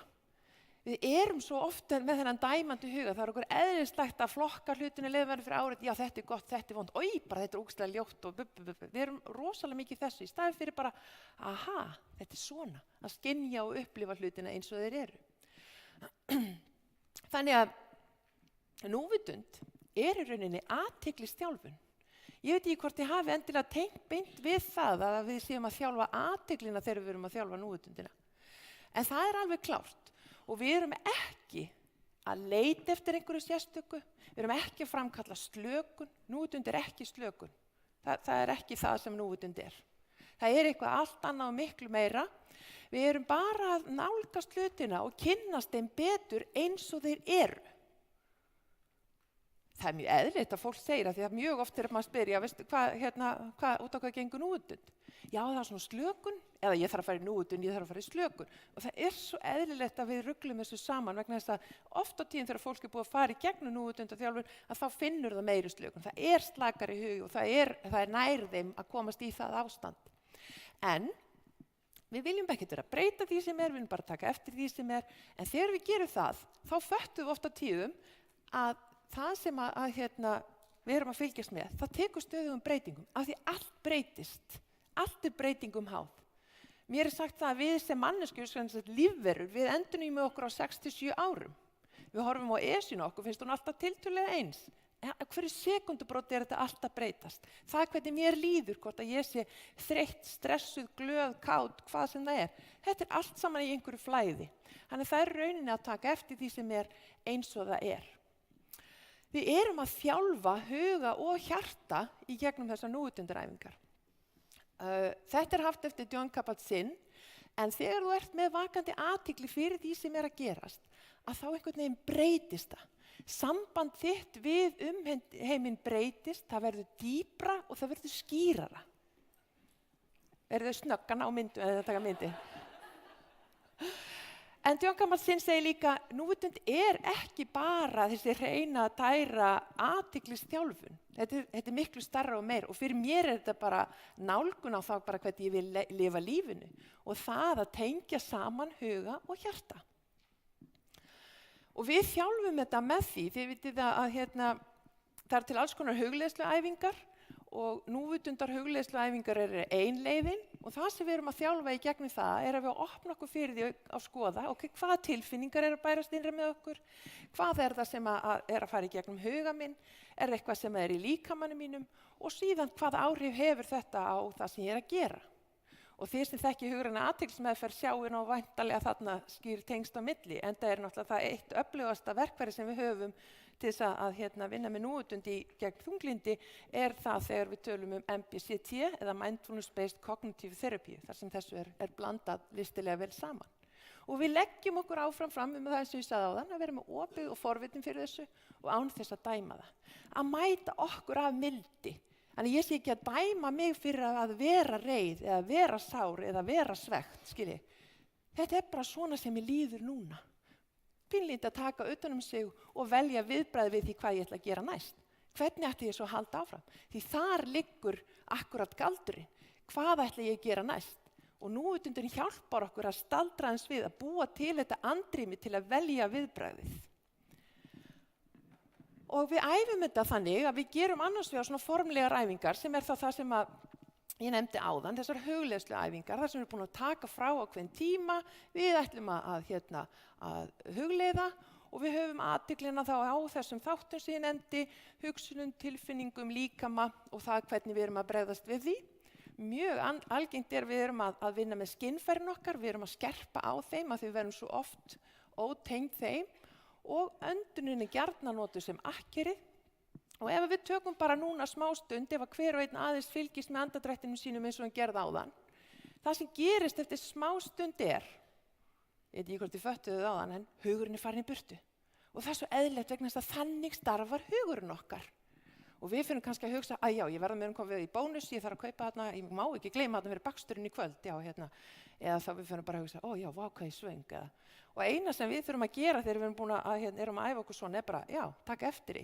Já, hugurinn fór þetta var skipulagshugsun. Eða já, þetta var svona, hvernig ég hef það í líkamannum. Og svo færum við athyglina aftur. Þannig sjáu þið, mér finnst eins og ég væri að slökkva á þessu. Öndunin er akkerið, eftir smástund reykar hugurinn, við tökum eftir í hvert hann fer og förum með hann aftur andráttin. Svona bara hring eftir hring. Þannig að 1 mínútu getur þetta þurft að gera rosa oft og 1 mínútu mjög sjaldan. Svo það hins vegar óformlegu æfingarnar sem í rauninni allt það sem við gerum í daglegu lífi og það svo dásamlegt. Hver einasti dagur uppfullur af augnablikum til þess að æfa okkur í þessu. Ef að þið hafið til dæmis einhver tíman verið að kaupa ykkur bíl og verið að spá í að kaupa ykkur, ég tek alltaf dæmi Renault því að ég áttaði mig svo vel á sér að maður mér fór að tala að kaupa Renault. Það við tekið eftir að það er svo mikið Renault í umferðinni eða þeirri tegunda bíl sem að það við tekið eftir þessu. Eða þegar konur eru ófrískar, bara vá, það allar konur ófrískar. Ég hef ekki tekið eftir því áður. Þannig einhvern veginn allt sem við veitum athygli það vex og sama það með núvitundræfingarnar. Yfir einn dag þegar við byrjum að veita athygli þá hann stútfullur á tækifærinu til þess að veita. Og ég segi það, núvitundin bætir svo mörgum blómum inn í líf mitt vegna þess að ef ég ekki með athyglina við það að upplifa, og ég það alls ekkert alltaf, þetta kemur og fer, maður maður bara mannlegur með það, en ef ég meðvitið það, ég ætli sem oftast að hafa athyglina því, að þá sé svo margt sem annars færi fram hjá mér. Þannig að smá eða inn í fræðin það, af hverju ættum við að vera að gera þetta? Jú, það alveg komin mjög stór gagnagrunnur af rannsóknum núvitund, byrjum náttúrulega og veitum mest kannski það hvernig hefur áhrif á fullorðið fólk, en hann mjög stækkandi fyrir börn og skólastarf og til dæmis Katrín Vír sem vitnaði síðast 2018, hún var að gefa út núna stóra samantekt á rannsóknum á núvitund í skólastarfi og þetta í rauninni það sem að niðurstöðnar eru og þið sjáu það, ég ætla ekki að fara að telja upp alla þessa þætti, en þetta gríðarlega mikilvægi þættir sem þarna eru nefndir. Mjög svo og eftirsóknarverðir hvort sem það bara í daglegu lífi eða skóla umhverfinu. Ættum við eitthvað að vera að gera þetta í grunnskólanum eða í skólunum? Fyrir ekki, ég sagði grunnskólanum, ég veit ekki hverju það kom, það sannlega eitthvað þetta. En af því við erum alltaf með sama kaflan í aðalnámskránni fyrir öll skólastigin okkar. En það alveg klárt, við eigum að vera að vinna þetta. Þetta bara einn hluti og bæði eins og Lilja Alfreðsdóttir menntamálaráðherra og allir þeir sem hafa talað undan mér, þetta skiptir máli, líðan skiptir máli. Í mínum huga algjört lykilatriði að hugsa starfsfólkið. Ég sinnti starfi mannauðsstjóra í 8 ár í Flensborg og ég var verkefnisstjóri Heilsueflandi og ég á bara ofboðslega mikið af góðum vinum og ég þekki mikið af góðu fólki sem starfar á öllum skólastigum og ég veit það bara að þetta gríðarlega þetta starf sem að krefst mikils af okkur og það að vera alltaf í stöðum samskiptum við fólk, það getur bara tekið á og við erum að taka á, við komumst inn í svo náin samskipti við nemendur okkar og þetta bara getur verið flókið og erfitt. En alveg eins og Ingibjörg sagði áðan, við þurfum að taka frá tíma til þess að sinna okkur. Ef að við tökum ekki frá tíma, því það mjög auðvelt að hafa þetta flæði yfirallt, ef við tökum ekki tíma fyrir gleðina eins og Hans Henrik kom inn á líka, að ef við tökum ekki tíma frá þetta fyrir okkur, þá gerir það enginn fyrir okkur. Það enginn annar, við getum alveg sagt að stjórnendur skipta rosalega miklu máli og jú, þeir skipta miklu máli í þessu. En þeir geta ekki haft úrslita áhrif á það hvernig mér líður í vinnunni. Þannig að þetta módel sem að við vinnum eftir, að það byggir í rauninni á því að alveg fyrsta árið, hvort sem við erum að tala framhaldsskólan eða leik eða grunnskólan, alveg fyrsta árið fyrir bara í það að hlúa að starfsfólkinu, að gefa starfsfólkinu tækifæri á því, að kynnast verkfærum núvitundarinnar, að hlúa sér og sjá bara hvernig það finnist við þetta. Því ég segi alltaf, rannsóknir segja okkur að þetta mjög hollt og gott fyrir okkur.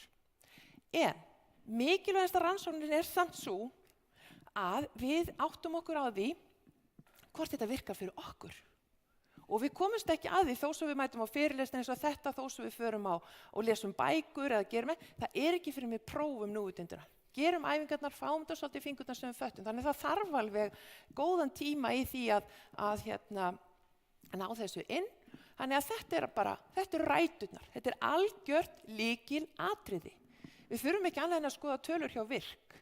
Við á nútendassetrinu vinnum með virk og þar kemur mikið af fólki á námskeið til okkar og kulnun er grafalvarlegt atriði. Og við þurfum svo, og ég er bara svo ánægð með að þessi umræða sé komin almennilega í gang hjá okkur í samfélaginu, vegna þess að þetta skiptir máli. Og við séum næm á það að grípa boltan áður en í óefni er komið, að við séum að vinna heilsueflingu, að sem flestir sé að fá tækifæri til þess að efla heilsu sína. Og nútund er mjög góð leið til þess, vegna þess að hún hjálpar okkur að átta okkur á því hvernig hef ég það. Þannig að þegar viðbröðin fara að koma hjá mig, þegar ég fer að finna það að streitan eða þreytan eða leiðin eða dóðin eða allt þetta er að koma, að þá hef ég munið það sem ég sagði áðan. Það er þetta viðbröð það hvernig ég ætla að bregðast við. Þegar ég finna að neikvæðin og hugsanirnir og pirringurinn er farin að koma, þá hugsa ég bara, jæja Bryndís mín. Nú þarftu kannski aðeins að skoða, kannski að fara út að ganga í kvöld eða láta renna í heitt bað eða hringi í góðan vin, þá þurfum við að grípa til, nú eða panta fyrir til útlanda eða því, bara hvað eina sem að virkar fyrir okkur, en það þarf ekki alltaf að fara til tenni. Í rauninni er langt best að þetta að vera að færa þetta inn í þetta daglega líf hjá okkur, þessi litlu smá atriði til þess að hjálpa okkur til að takast á við þetta, þannig að við þekkjum leiðirnar. Þannig að læra og lifa, það er það sem við viljum hvetja fólk til þess að gera. Eftir fyrsta ári þá byrjum við að vera með vinnustofur fyrir kennarana og reyndar gleymdi ég að nefna eitt áhersluatriði í grunninum að við tölum allt starfsfólk. Við erum öll mikilvægir hlekkir sem starfsmenn innan skólana. Það skiptir ekki máli hvort ég sé að vinna á bókasafninu, hvort ég sé að vinna á göngunum. Það hefur allir í mínum huga að fá tækifæri til þess að kynnast þessu, en þess að það hefur áhrif á skólabraginn. Við erum öll mikilvægir hlekkir í þessari keðju. Þannig að það hvernig við bregðumst við þegar að einhver krakka líður illa og missir stjórn á skapi sínu, það skiptir ekki, það er alveg eins þeir sem eru á göngunum í gangavörslunni eða skólaliðarnir eins og við kennarar eða stjórnendur. Þannig að en við erum sem sagt þá með vinnustofu og kennsluþjálfun og þetta til dæmis í grunnskólaverkefni erum við bara að vinna núna þennan vetur. Svo byrja kennararnir að miðla og taka inn í starfið sitt og prófa svolítið áfram með þetta og síðan það foreldrarnir líka. Það er lykilatriði að foreldrarnir fái tækifæri til að kynnast, það verður ekkert eitthvað löng námskeið, en það verður vinnustofa þar sem við erum að fara yfir æfingarnar til þess að segja hvað við erum að gera þau þekki og átta sig á. En þess að við höfum heyrt alveg fullt af sólskinssögum það þegar börnin koma heim og fara svo að kenna foreldrum. Það er svo gott að þetta sé eitthvað svona sameiginlegt. Við byggjum í grunnskólaverkefninu erum við með þrenns konar námsefni, við erum að fá frá Bretlandi tvennt sem annars vera present og youth mindfulness, þetta eru námsefni sem eru svona heildstæð námsefni sem við þýðum og koma kennarar utanfrá til að þjálfa kennarana, en markmiðið er að þetta verði bara sjálfbært á Íslandi, þannig að þetta er efni sem að við íslenskir kennarar munu hafa aðgang að og geta komið á kennsluþjálfunni og svo er reynda líka námsefni þarna sem að ég hef skrifað sem er fyrir unglingana, þannig að hitt er svona meira fyrir yngra. Pælingin er svo, og yngra í þetta present, það mun líka verða í leikskólanum. En pælingin er svo að þetta síðan, og það er akkurat það sem við erum að hugsa með þessu bifurkollupælingu, pælingin er síðan svo að bifurkollan dreifi sér út í allt skólasamfélagi. Að þannig að það sé ekki bara í lífsleikni tímum þar sem við erum að nýta okkur, heldur þess að við þekkjum öll þá það sem er að gerast og hvað við getum nýtt, þannig að bara það eru allir að koma tættir inn úr frímínútunum og inn í heimilisfræðina, að þá getur heimilisfræðikennarinn bara sagt, heyrðu, jæja krakkar mínir, nú skulum við aðeins safna okkur saman, tökum eina æfingu. Þannig að allir þekkja það og vita. Þannig að smám saman fari rauninni skólasamfélagið að anda núutund. Það er draumurinn minn og ég held að það sé ekkert langt í það. Í leikskólanum væri þá kannski annað sem væri þarna, en það er alveg sama pælingin og alveg sama pælingin í framhaldsskólanum líka. Og hugsunin er að skólarnir verði sjálfbærir þetta, þannig að það þurfi ekki alltaf að fá einhverja sérfræðinga utanfrá. Við getum komið þarna inn, kynnt og þjálfað, En þetta verður sjálfbært, þannig að í öllum skólunum starfandi teymi sem að heldur rauninni utan þróunina og aðlagar að hverju skólasamfélagi fyrir sig. Að við vitum að skólar eru ólíkir og það er kannski ekki nákvæmlega sama sem hentar í einum skóla og eða frá einum skóla til annars. Og að veljan og velgengni sé þetta lykil hugtak, þannig að við séum að tala jákvæða skólamenningu. Þannig að því sögðu segi ég bara, ég vona að þið í dásamlegan dag fyrir höndum og þið njóti þeirra stunda sem að framundan er.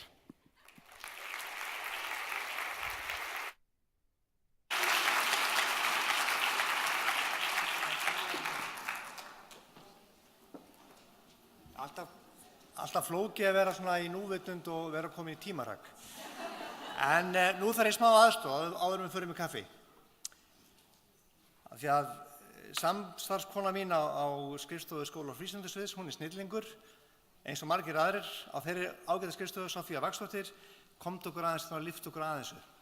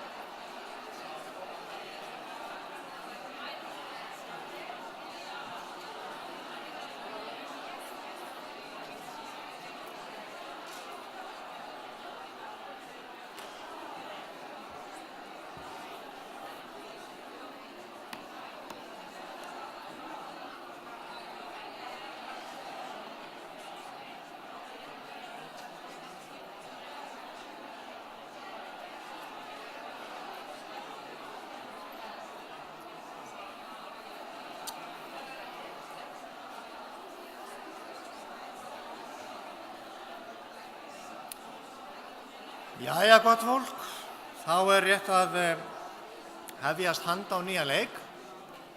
Það hafa verið nokkrar spurningar hvort að glærurnar verði aðgengilegar að þessu degi loknum og svo þær munu verða á heimasíðu embættisins.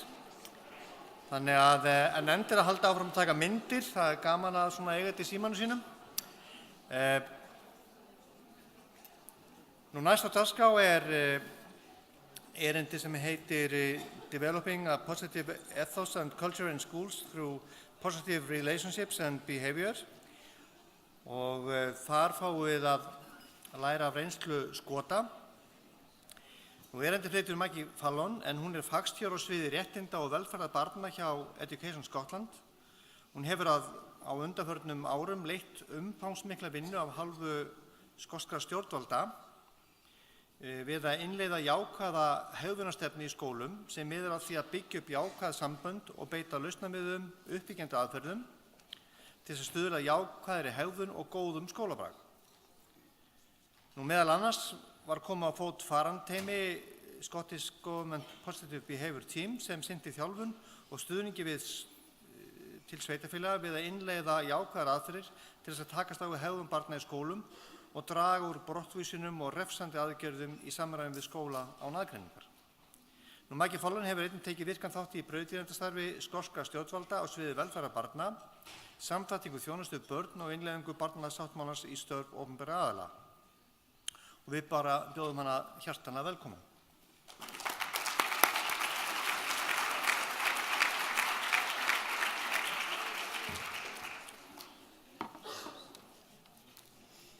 Good morning, everyone. I hope that you can understand my accent okay. I will try to speak slowly, but if you feel that I'm speaking too fast, please give me a wave and I'll try and slow down. First of all, I'd like to thank the conference organisers for inviting me to be here today. It's a real pleasure for me to come. This is my first visit to Iceland and I'm looking forward to the weekend when I can get to see some of the sights and the tourist attractions. What I'd like to do this morning is give you a very, very brief outline of our legislative and wider policy context in Scotland, because I think it's important for you to be able to see that wider context so that you can understand the work that we're doing. I'll talk in a bit more detail around the specific policies that we have around relationships and behaviour. Importantly, I'll talk about the infrastructure that we have in place in order to support that policy implementation. Then I'll talk about the approaches that we use within Scotland. Some of them may be familiar to you, or it may be that you're doing something that's similar, it's just labelled or called something slightly different. I'll link that to our standards for Scottish teachers, and then I'll talk about the implementation and how we take things forward. So first of all, just a bit about our Scottish context. We see ourselves as a relatively small country, but I understand that we are a bit bigger than yourselves. We are part of the UK for now. Who knows what's going to happen in the future? But education is devolved to Scotland, so all education policies are made within the Scottish Government in Edinburgh. We have a presumption for mainstreaming in Scotland, so 95% of our children attend local comprehensive schools. The rest of them will attend independent schools or special schools. And our aim in Scotland for all of our schools is to achieve excellence and equity. This is not a tourist plug, if you like, for Scotland, but I thought it might be helpful for you just to see it visually, to understand just the nature of our context. We have 32 local authorities across Scotland. They differ in size. We have some very geographically spread authorities like the Highlands and some of the islands there. And then we have smaller authorities in size, for example, Glasgow, but Glasgow has the largest population in Scotland. So we do vary enormously. I don't know if you can see the map, but I live in the northwest in a place called East Ayrshire, and I work in Glasgow, so that's a daily commute for me. I have to travel all over Scotland with my job. So, as I said, this isn't a tourist plug, but I do know the geography well. I know the hotels and I know the restaurants. So if you are thinking of coming to Scotland, then please catch me and I can give you some advice. Probably more importantly, I know the hotels not to stay in. Okay. Our curriculum, I think, is very similar to yourselves. It's been around for us since 2010, and it's underpinned by the United Nations Convention on the Rights of the Child. We talk about our 4 capacities, so that our aim is that all children will become successful learners, confident individuals, responsible citizens, and effective contributors. Importantly for us, it's probably useful for you to know is that our curriculum is for 3 to 18-year-old children and young people, and it's curriculum guidance. It's not a compulsory curriculum, although everybody does follow it, but it's not a compulsory curriculum. Within the curriculum, we talk about the 3 pillars. We talk about literacy, numeracy, and health and well-being. The order of those now, and knowing what I know now after all these years, we would really like to change the order and to talk about health and well-being first. It's come in this order because that's the way that the policies were developed all those years ago. But for us, health and well-being is the most important. It underpins absolutely everything that we do. So we would like to see it in terms of order up there first. But importantly, these 3 pillars all talk about the responsibilities of all teachers, all staff working in schools. And for us, within health and well-being, there are key things there that help us deliver that whole relationships and behaviour policy. So we talk about positive relationships being there. We want children and young people to be working within a culture and where they feel safe and secure. And we want everyone to be sensitive and responsive to the well-being of each child and young person. These are the experiences and outcomes. I don't expect you to be able to read them, but it was really just to illustrate that they're written in a way that's a child-friendly language way. It is outcome statements in terms of I am, I can, I understand. Within health and well-being, again, this is written in a linear way, but for health and well-being, we know that progression is not linear. So we may be working in level 2 one day, then there could be a crisis at home, crisis in the family, and we might be right back to early levels. So we recognise that progress isn't linear. One of our other main policies is getting it right for every child. It's been around for over 10 years, although the legislation around it is relatively new. And it's about getting the best outcomes for children and making the most of their well-being. It's about making sure that children get the right help at the right time from the right people. Core components are around that shared understanding of well-being, so that different agencies, so education, health, police, social work, everybody has that joint shared understanding of what well-being is. We talk about the well-being indicators, they're listed there. We have a rather catchy acronym for them. When you run them together, it says SHANARI. That has been helpful for us in that it has helped embed those well-being indicators, just having that sort of catchy name, if you like, to it. Children and young people are very aware of the well-being indicators. They can talk quite articulately about them, and they know where they will call for help within certain of the indicators if they feel that they're not safe or that they don't feel that they're being included, for example. A key strength of this approach is that streamlined planning and assessment. What we're ultimately looking for is one assessment and one plan. Previously, we would have had all of these different agencies. We would have had health, social work, education, all planning separately, all assessing separately. So children and young people were going through multiple assessments, often very similar, so hugely time consuming, and there would be different plans working in isolation to support this young person and their family. So what the GIRFEC approach does is bring that together so that it's one plan, one assessment and one plan. So that's why it's really, really important to have that shared understanding of well-being. Another central component to this approach is having a named person or a lead professional to support that child or young person. In schools, it would be, in primary schools for us, it would be usually a deputy head teacher or a head teacher. In secondary schools, it's usually pastoral care or guidance care teachers, promoted members of staff. And for children who are not at schools, so who attend early years centres or nurseries, it would be health visitors that would carry out that role. And for that child or young person is access to a support system if it's needed. Not all young people will need that level of support, but if they do, then that named person will coordinate that multi-agency activity. This is our national practice model, our assessment model. I'm not going to talk too much about it, but there is further information on our web about how it's used. It does take into consideration the wellbeing indicators and also that resilience matrix. Probably it's not that new to you, it's maybe just a different format, but we found it very helpful in taking this programme forward.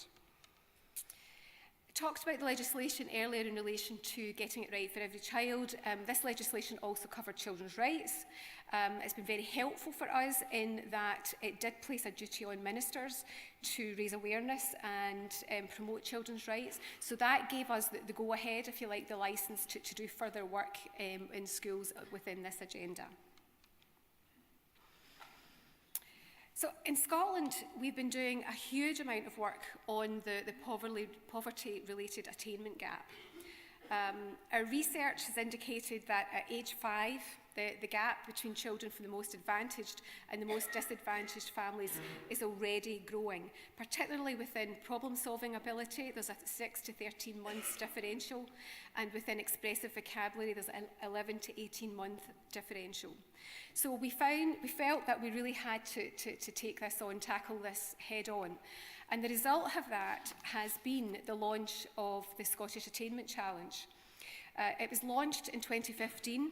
It's still fairly recent. It has attached with it a £750 million fund. I can't do the maths into krona for you, but I know that that's a substantial amount of money.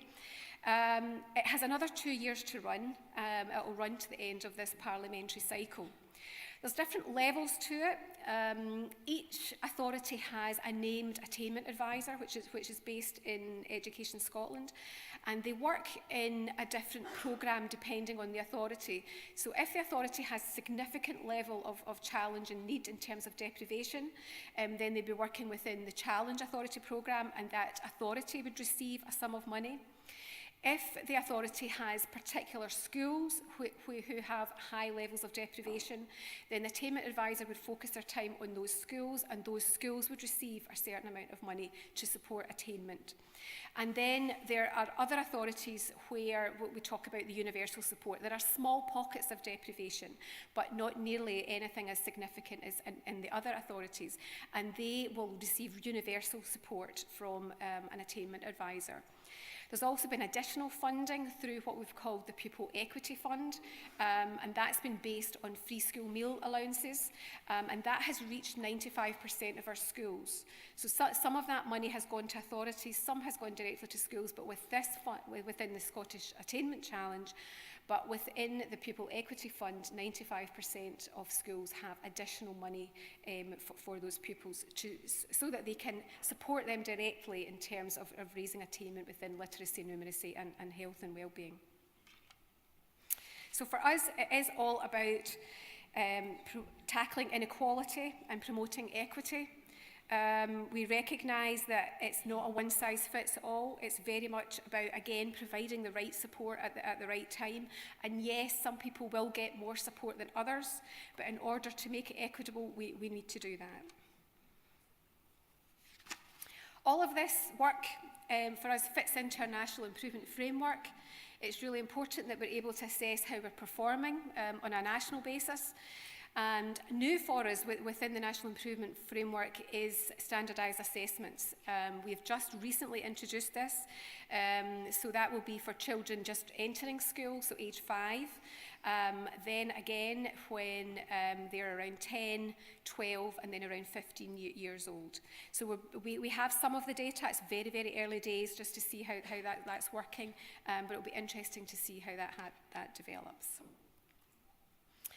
So that's been a very quick tour of our overall context in which we're working. What I'd like to do now is focus a bit more specifically on our policy development within that area of relationships and behaviour. So if I take you back in history a bit, take you back to around the year 2000, at that time there was a lot of very negative press around the state of schools. Press headlines were saying things like schools were in chaos, schools were in crisis, teachers couldn't cope, children were overrunning the school, things like that. I would have to say, being in education at that time, that wasn't my experience, but for some schools certainly yes, that there were difficulties around, but certainly the media played this up very, very highly. Our colleagues within the trade unions also felt that behaviour in Scottish schools at that time was not good and needed to improve. They were very concerned about their teachers, very concerned about the levels of behaviour that they were having to put up with, and they were claiming that it was really getting in the way of teaching and learning. So our minister at that time listened to all of this, was taking heed of what was happening in the press, and decided to set up what was called the Ministerial Discipline Task Group. So it was a group of teachers, head teachers, psychologists, trade union members, local authority representatives, a wide-ranging group and a huge group. It was around 70 people. So it had representatives from all of the Scottish local authorities as well.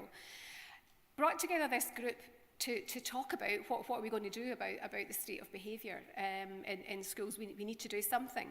So this group met over the course of a year, had various discussions about things that they had seen, things that they were doing, things that were working well, things that weren't working so well. And they also went out and visited schools, local authorities that were, had good practice to talk about. And the result of that group work, if you like, was the report Better Behaviour, Better Learning, which was published in 2001. That was the first report, our first policy that we had in Scotland around behaviour. It was very well received. It was a very practical report. It had 36 recommendations that talked about things like, asking teachers to be standing outside the classroom, welcoming their children in, having a conversation with them if that time allowed. Just that check-in, be familiar, get to know your children. Some other simple things like, rules and routines, have them on the wall, have them displayed, make sure the children are involved in developing them, all these kind of things. So teachers welcomed that report because it was the first of its kind. It was the first report that was giving them some practical support and advice. So the minister at that time, seeing the kind of positivity that this had created, and also saw the benefits of this collaborative approach and working with stakeholders, set up the Discipline Stakeholder Group, which consisted mainly of trade union colleagues, but also representatives from all the main, what we would call movers and shakers. I don't know if that translates for you within education. So key people within Scottish education. That group still exists today. It's a very, very important group. The name of it has changed. We now call it the Scottish Advisory Group on Relationships and Behaviour in Schools, or the acronym for that one's SAGRIBUS. It's not a terribly catchy one, but it's a very, very important group in terms of how we develop policy and implement policy in Scotland. That group also made a commitment to developing committing to research on a 3-yearly basis into behaviour in Scottish schools. So that group wanted to do a temperature check. It wasn't good enough just to have the 2001 report based on what was seen. They wanted to go back and check to see how things were in Scotland. And we have been continuing that research since then. That group again, listening to the concerns from their members around teachers not feeling able to support behaviour in schools, that they didn't have access to quality training. that group decided to set up a national training team, and that was where I came into play. That was when I was appointed. So we appointed a team of national specialists working across the country. They were all seconded. They were all people who were working in schools, working in local authorities, who had developed positive relationships and positive approaches within education. So each of these reports, each of these research reports, we developed policy guidance in response to what the research was telling us. We have 4 now. They are independently done. It's not a Scottish Government report or an Education Scotland report. They are commissioned out. Sometimes they've been done by academics, sometimes it's been public companies. We survey all secondary schools in Scotland, and we sample a survey of primary schools. It's a questionnaire. This year, or the last time, it was electronic. Previously, it's been paper questionnaires. We've been asking more or less the same questions over the years. Our language has changed, which has made it difficult asking the same questions. But because we've done that, we do have a time series where we are able to compare what has been happening over the years. So for us, that has been really, really important. Although the reports all say something slightly different in terms of the state of behaviour, if you like, or in Scotland, they all have been generally very positive. Following that first report, the findings have all said that generally teachers and head teachers find that behaviour in schools is good. However, 2 key themes have come through on every report. And the first one, and it probably isn't a surprise to you, certainly other teachers in other countries that I've spoken to around this, it's not been a surprise to them, and that's about low-level disruptive behaviour. That's still the thing that really, really bugs teachers. It's not the violent behaviour, it's not swearing, it's not being noisy or aggressive, it's low-level disruptive behaviour, things that wear teachers down over the course of the day. They still are finding it difficult to tackle those kind of things in some areas. And the other theme that has come through in all of the reports is around support staff. In schools we have, I don't like calling them non-teaching staff, but we have staff who are not qualified teachers but work in a support capacity in the classrooms around schools, supporting individual children, groups of children, and supporting teachers. They have continuously felt that they're not part of the class team, that they don't have access to training to the same extent as teachers. And although nationally, as a government, we've tried to promote that and we've encouraged local authorities to do that, it still remains an issue according to the findings in the report. Just looking at the names of the reports, it's interesting, I mentioned that our language has changed over the years. That the first report, Better Behaviour, Better Learning, there was lots of debate around the title following the publication of that. And I think our thinking has moved on that, it's not about getting the behaviour right first. Our title at that time should probably have been Better Learning, Better Behaviour, Get the Learning Right.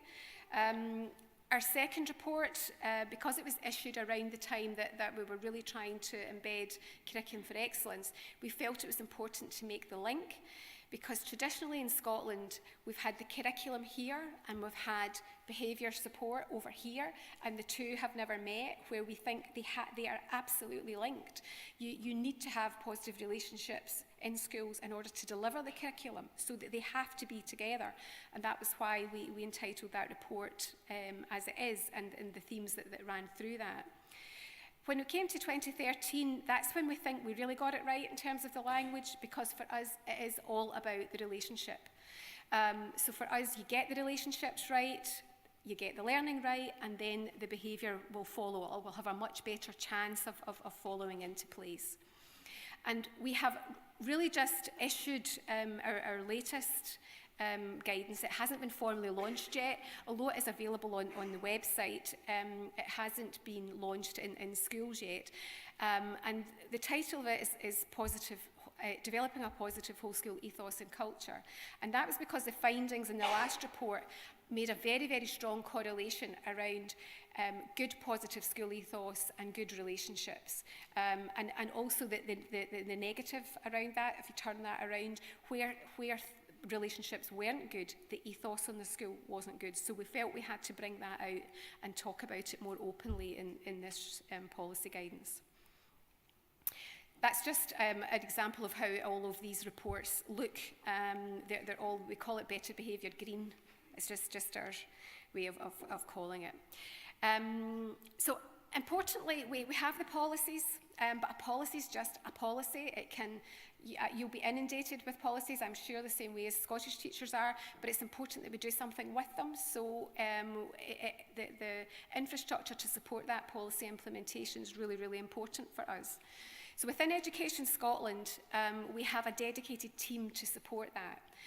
That team has, it's been interesting over the years. It has grown in size, then it's shrunk and it's grown again. Just now we're recruiting on a permanent basis, and it is very much growing again because government feel that this is an area that needs to be supported.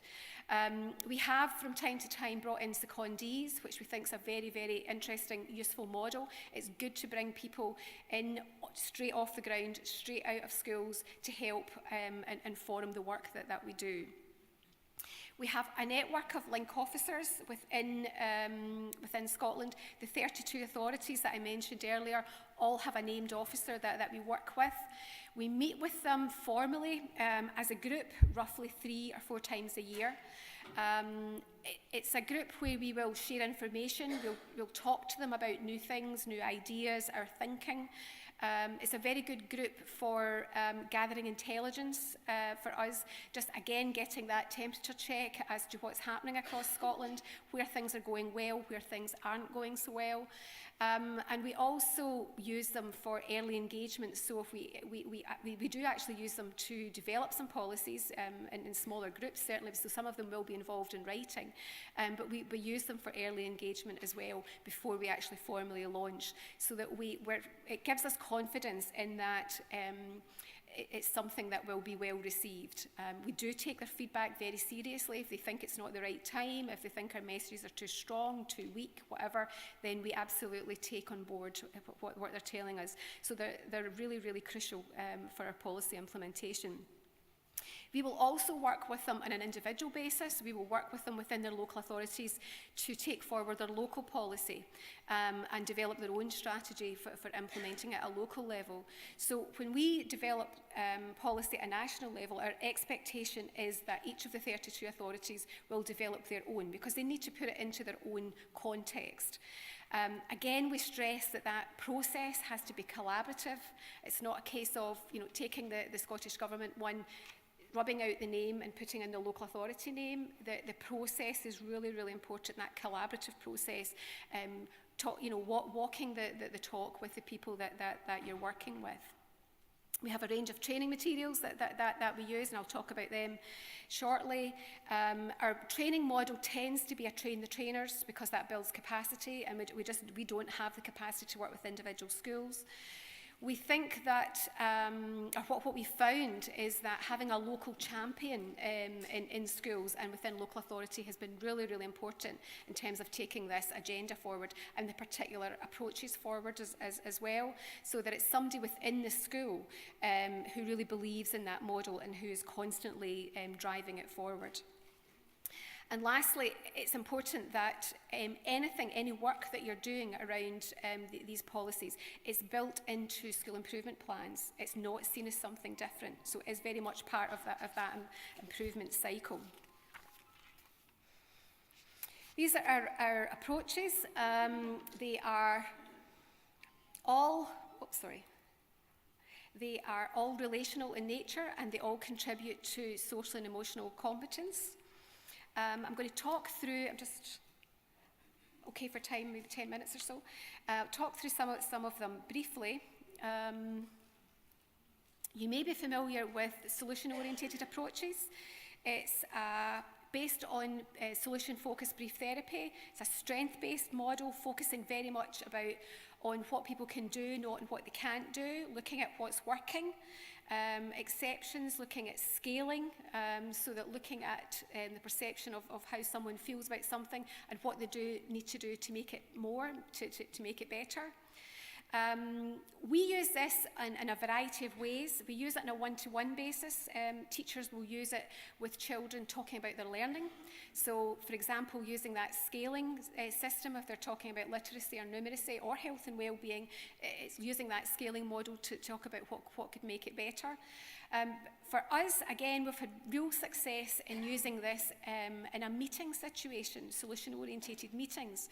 So for meetings where you are a planning or a review meeting, it might be around sensitive issues, we found using the structure of a solution-orientated meeting very, very helpful. Feedback from children and young people and their parents has been that they feel involved, they feel included. For so long they come along to meetings, and professionals, and I would hold my hand up as to being one of them. We talk, but do the parents, do the children and young people really feel part of that? It is affecting their lives. It's really, really important that they have a say in that decision-making process, and we feel that solution-orientated meetings have had a positive impact on that. Restorative approaches is based on the restorative justice model. Our model is slightly different. It's much more proactive, and it's around developing positive relationships in the first place, so that when conflict happens, then we can repair those relationships more easily. And it's not about assigning blame or dispensing punishment. It's very much about reparation and repairing those relationships. Belinda Hopkins is based in England. She's done a lot of work in restorative approaches, and we've worked with her often in the past, and she talks about the restorative approach being a philosophy. It's not a model.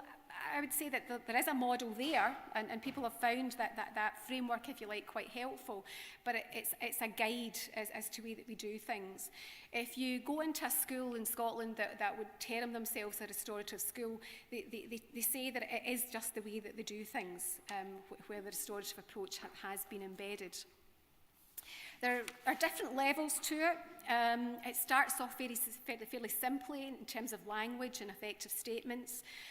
We have specific questions that we like to ask, 5 magic questions we sometimes refer them to. We use them for meetings, so that if you say, or maybe not a meeting, but maybe come across a situation in the corridor or the playground, we can use these questions in a way to try and resolve situations. A lot of teachers used circles within the classroom for, bullying incidents or just small, maybe you could say petty issues within the classroom, but using them within a restorative circle has been a good way of taking some of these issues forward and resolving them for everybody. It's been very, very helpful for us in terms of managing exclusions meetings. Where a child has been excluded from school, in our policies, we recommend that following that exclusion, when a child returns, that a restorative meeting, or it could be a solution-orientated meeting, either or, is held. And that means that when the child comes back into school, it's a case of ensuring that any relationship that has broken down is repaired before that child actually goes back into class, because quite often what we were finding is that there may be an incident in school that started with the breakdown in a relationship between, say, a maths teacher and a child, and the situation escalates. I don't need to tell you, you'll have seen it all many times, and has resulted in the child being excluded from school. The child comes back into school, is readmitted to school, and then is back in the maths class 3 days later with the same teacher. And there's been no work, no conversation done with the teacher and the child. So that relationship is still very tense. And obviously teachers are very professional and they get on with their job, but there's still a tension there. So what we do with a restorative meeting following exclusion is ensuring that that relationship's repaired, so that when the child goes back into class, then it's a fresh start, if you like, so that the issue has been resolved, and it is just a time to move forward and not feel bitter or just anxious around the situation that led up to that. There's also formal conferencing that's used within the justice model. We don't tend to use that within schools. We would talk about that restorative meeting. Nurturing approaches. We've been working with nurturing approaches for a number of years. Two main strands to it, the whole school nurture approach and the nurture group approach. We delivered, first of all, nurture groups because at that time in Scotland, teachers were concerned around, tended to be children within primary schools, children who were exhibiting severe social and emotional needs. And we felt that nurture group model would be something that would support them. So we set them up across the country. Some authorities took them on in very large scale where there was need. It was always where there was an identified need. And some maybe had one or two groups within their authority. And we found that they were successful. Schools liked them. Feedback from children and young people and their parents were very, very positive. They were making progress within their learning, making progress within their behaviour and their relationships. But what we found was that the young people in the group tended to go for maybe 5 mornings a week or 2.5 days or whatever. So they would spend time within their mainstream class as well. They weren't in the nurture group full time. What we found was that when they returned back to their mainstream class, the transition was supported, but they weren't able to transfer the skills that they had learned. So they were making so much progress within the nurture group, but when they went back into the mainstream class, they just weren't able to transfer those skills. So what we did then was take a step back and look at the nurturing approach within the school. So now when we're taking this forward, we would recommend that you look at the whole school approach first, and then if there's identified need, you would look at the nurture group approach. Time, okay. Okay. Maybe it's probably just worth saying here. I'm often asked if I had to name something, what would it be that really, really changes mindsets, really makes a difference? I would have to say that it is training in attachment and brain development. What we found is that training is a kind of light bulb moment for teachers. They seem to understand the nature of the difficulty that the child are having, and it means that when children are behaving in a very distressed way within the classroom, it depersonalises it. They're able to separate the child from their behaviour, and it just means that they have a better understanding and are able to take forward these approaches in a more meaningful way. So if you were looking at one thing, it's not the whole nurture approach because that's a much bigger commitment, but it's just that attachment and brain development training. We have peer mentoring approaches for children and young people, but also for adults. We've done a huge amount of work in children's rights as well. These resources are available on the web. As I said earlier, it's all about relationships, and we have evidence to suggest that the positive relationship in school does mean and does lead to better attainment. This is all linked to our Scottish Teaching Council for Scotland standards, in that the teachers must all be supporting these values. And in terms of implementation, I've talked about the national policy guidance, the local policy being developed collaboratively. Readiness is really, really important, that you need to be ready to do this.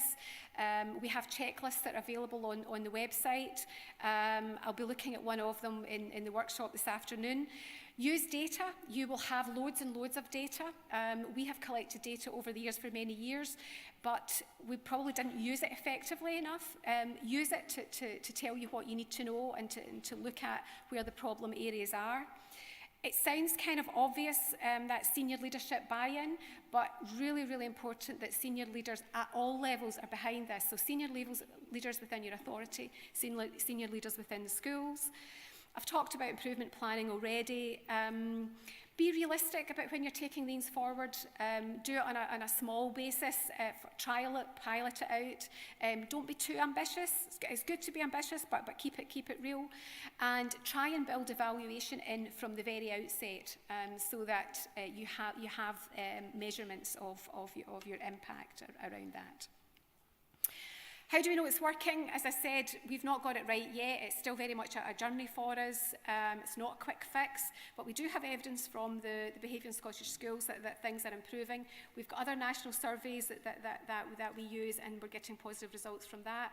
Our exclusion stats are positive. We have halved our exclusion stats since 2006. Again, we're not complacent around that. We've still got work to do. Our exclusions for groups of children who have been living in care, groups of children who have additional support needs, for example, and children living in areas of significant deprivation. These stats are still too high, so we know that we've still got work to do. And also we have our inspection evidence that gives us very good formal feedback in terms of how these approaches are working. So I don't think we've got any time for questions. So thank you very much. I'd be happy to speak to you over lunchtime or any time during the conference. Thank you.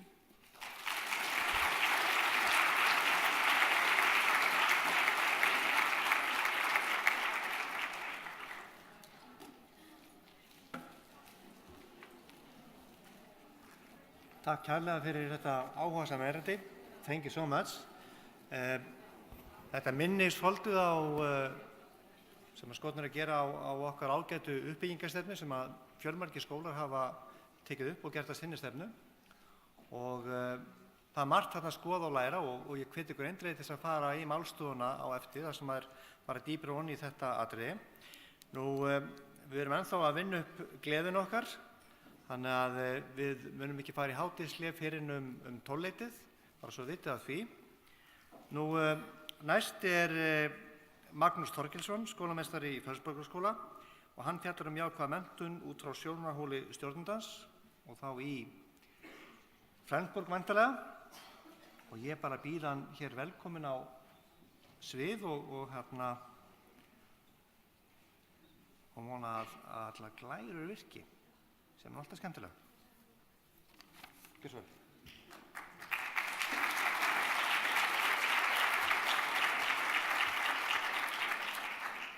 Góðan daginn, heyrist í þessu? Nei, núna? Góðan dag. Góðan daginn, gaman að sjá okkur. Ég segi eins og Bryndís og fleiri hafa sagt hérna að ég átti alls ekki vona að þeir eru svona mörg, þannig að maður er að vanda sig virkilega vel.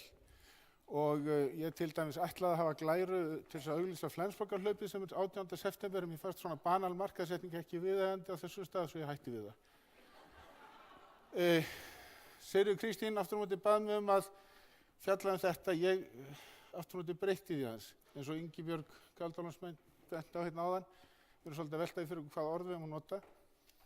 Ég ætla að nota þetta orð jákvæða menntun og byggi það á orðabók, íslenskri orðabók, sem að segir svona þetta. Við erum að þýða þarna orðið wellness. Ég held að þetta sé ágætt ef við ímyndum okkur það að við séum að mennta fólk til þess að ná þessum þáttum. Við í Flensborg erum búin að vera heilsueflandi framhaldsskóli núna nokkurt skeið og ég ætla ekki að fara í gegnum það tímans vegna en bara biðja ykkur að upplýsa ef þið vitið það að þetta búið að vera mikið starf í mörg ár. Það sem ég langar aftur á móti kannski meira að svona reyna að fjalla svolítið hvernig við fléttum þetta inn í námið, hvernig ég horfi á þetta, af hverju ég tel bara mikilvægan þátt í náminu. Þetta úr aðalnámskrá fyrir framhaldsskóla og reyndar öll skólastigin. Og þessi texti nú svona nokkuð skýr það hvað hann á að gera. Þessi texti hérna aftur á móti eiginlega samhljóða eins og þið sjáið og hann kemur frá 1882 þegar skólinn var stofnaður. Þannig að við erum að horfa hér á þátt sem búin að vera lengi að gangi gegn hjá Flensborgarskólanum og hefur svona dúkkað upp aftur og aftur í okkar starfi. Ekkert nýtt undir sólinni. Merkið sem hérna upp í horninu, hægra megin frá ykkur séð, sem upphaflega merkið fyrir heilsueflandi framhaldsskóla, Það útfærðum við einhvern tíman og svona þyngdum það með því að bæta þessum 4 kúlum hérna utan á og við notum orðið velíðan og velgengni en við viljum kannski fara að nota orðið farsæld í staðinn. Bara svona aðeins til að útskýra það sem að Ingibjörg var að tala um hérna áðan þegar hún var að vitna í mig með þau mál. Nú, af hverju erum við að hafa áhyggjur af þessu? Það kom vel fram í máli bæði Maggi Fallon og kom líka fram í máli hans hérna áðan að þegar við spyrjum krakkana hvernig þeim líður í skólanum, þá koma hugtök eins og þessi fram.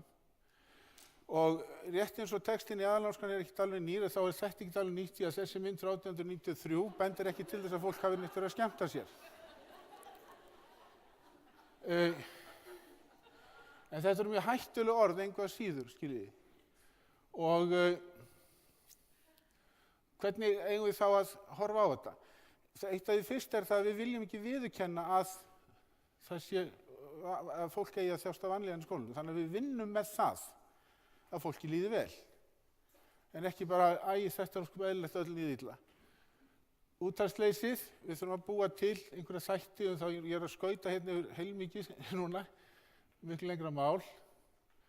Og núvitundin kemur mjög sterkt inn í óerðina, óróan og einbeitingarskortinn. Ef hlutirnir eru leiðinlegir þá það ábyrgð okkar að reyna að gera það forvitnilega. Og það í sjálfu sér ekkert mjög flókið. Það vill þannig til að ungt fólk hefur mjög gaman að læra. Það hefur bara ekki endilega gaman að læra það sem stendur á stundarskránni klukkan 8:30. Og þetta allt að koma fram hérna í fyrri erindum að ef við horfum á þessar hluti og sættum okkur við að bara þetta sé svona og við getum ekki gert í því, að þá náttúrulega viðhöldum við því.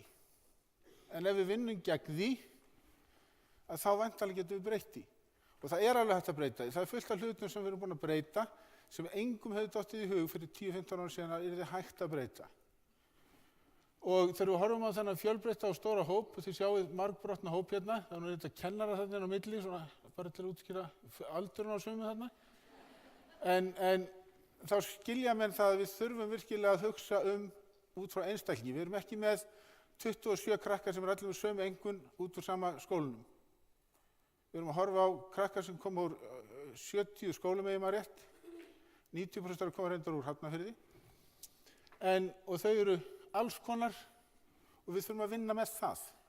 Og þá verðum við að vinna með einstaklingana. Það er ekkert annað hægt. Þessi mynd var hérna áðan fyrir erindinu. Ég ætla bara að hlaupa yfir hana. Hún er svo flott.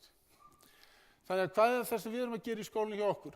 Við erum að vinna með þessar hluti á þann hátt. Við tökum menntun farsældar, núvitundina, gróskuhugafæri sem við kalla vaxtarhugafæri áðan, reynum að útrýma festuhugafærinu, vinnum með að þjálfa heilan, leggjum áherslu á einstaklinginn og byggjum upp mjög öflugt þjónustukerfi. Og það einmitt, held ég, eitt af okkar aðalsmerkjum þjónustukerfi í kringum nemendahópinn og þjónustu sem við fáum þar. Og þetta hérna sem sást einmitt á glæru hjá Ingibjörg og Hámark, sem skammstöðum fyrir hugafar árangur og markmið, þá umsjónarkerfið sem við notum til að koma þessum hugmyndum á framfæri beinlínis og síðan væntum við þess að kennararnir vinni líka út frá þessum þáttum. Að þeir vinni með það að segja, já, þú ræður ekkert við þetta, segjum það ekki. Heldur segjum þú getur ráðið við þetta ef þú leggur þig fram. Og höfumst á svoleiðis hlutum. Nei, akkur vil ekki skipta. Sjáum til. Ég er eitt á þess að taka. Það getur gerst vittleysu, sko. Þá kemur það á sjónarmiðum mínum í þessum málum. Af hverju finnst mér þetta skipta máli? Ég er búinn að koma hérna á nokkrum punktum, ég ætla að koma þess að fleirum. Það er ofsalega sterkt í okkar þjóðfélagi að skólinn á að vera leiðinlegur. Það eru frímyndirnar sem er skemmtilega, kannski íþróttirnar, ef maður er þannig vaxinn og hefur áhuga á því. En það er svolítið sjálfgefið að skólar séu leiðinlegir staðir. Og fúafennið sem við köllum samtíminn, hann er líka mjög erfiður fyrir okkur. Hann er ekki bara erfiður fyrir krakkana. Það er ekki bara þau sem hafa ágjör á samfélagsmiðlum, við erum að hafa ágjör á þeim, við vitum ekki hvað að gera. Og inn í tíma þá getur kennarinn verið verulega illa stattur tölvulega séð til dæmis eða símtækjalega séð gagnvart krökkunum og veit í raun og veru ekkert hvað þeir að gera. Þannig að þetta er mikið fúafenn sem við erum í og okkur gengum illa að axla þetta. Við orðum þetta svona, við lifum á spennandi tímum, það þýðir það bara að lífið er fjandi erfitt. Það er bara svoleiðis. Og það er alls konar fyrirbæri sem að þjóta upp í hug okkar dag frá degi og er að þvælast fyrir okkur og við erum að reyna að glíma við að finna út hvernig að koma öllu þessu fyrir í skólanum og halda samt íslenskunni og sögunni og frönskunni og dönskunni og þið veitu. Þannig að við þurfum virkilega að fara að fókusera á þennan þátt, að velta því til dæmis fyrir okkur af hverju er fólk að læra þetta fag eða hvað getur það gert með þessu fagi. Sagan á ekki endilega vera lærdómur einhverja kalla og kettlingar, heldur á hann líka að vera lærdómur það hvað gerðist, hvernig fólk tók á hlutunum, hvernig fólk hefði átt að taka á hlutunum. Og það er kannski ennþá mikilvægara heldur en nafnarunurnar, sem við reyndar sem betur fyrir á fallandi fæti mjög. Síðan er þetta umhverfi sem við erum í. Og það er virkilega bara mikið mál finnst mér núna, ég er að horfa upp á það nú síðastlega svona 2 ár, það er virkilega mikið mál fyrir mig að reyna að verja starfsfólki mitt fyrir til dæmis ágangi umhverfisins, ágangi foreldra sem geta verið mjög aggressífir og við sjáum það bara hvernig fólk sem er búið að leggja sig fram dag frá degi í 30-40 ár, það er bara búið. Og við verðum að finna einhverju leiði til að passa upp á það móki ekki öllu úr sér heldur en á að hlaða sig upp á nýtt. Og þetta er oft, kennararnir sem eru dýrmætastir sem fara svona. Það er hræðilega. Efla einbeitinguna hjá krökkunum, það er mjög mikilvægt. Sýna nemendum valkosti. Við reynum að nálgast hlutina þannig þegar við erum að banna eitthvað, skemmtilegt eins og buðsavíslur.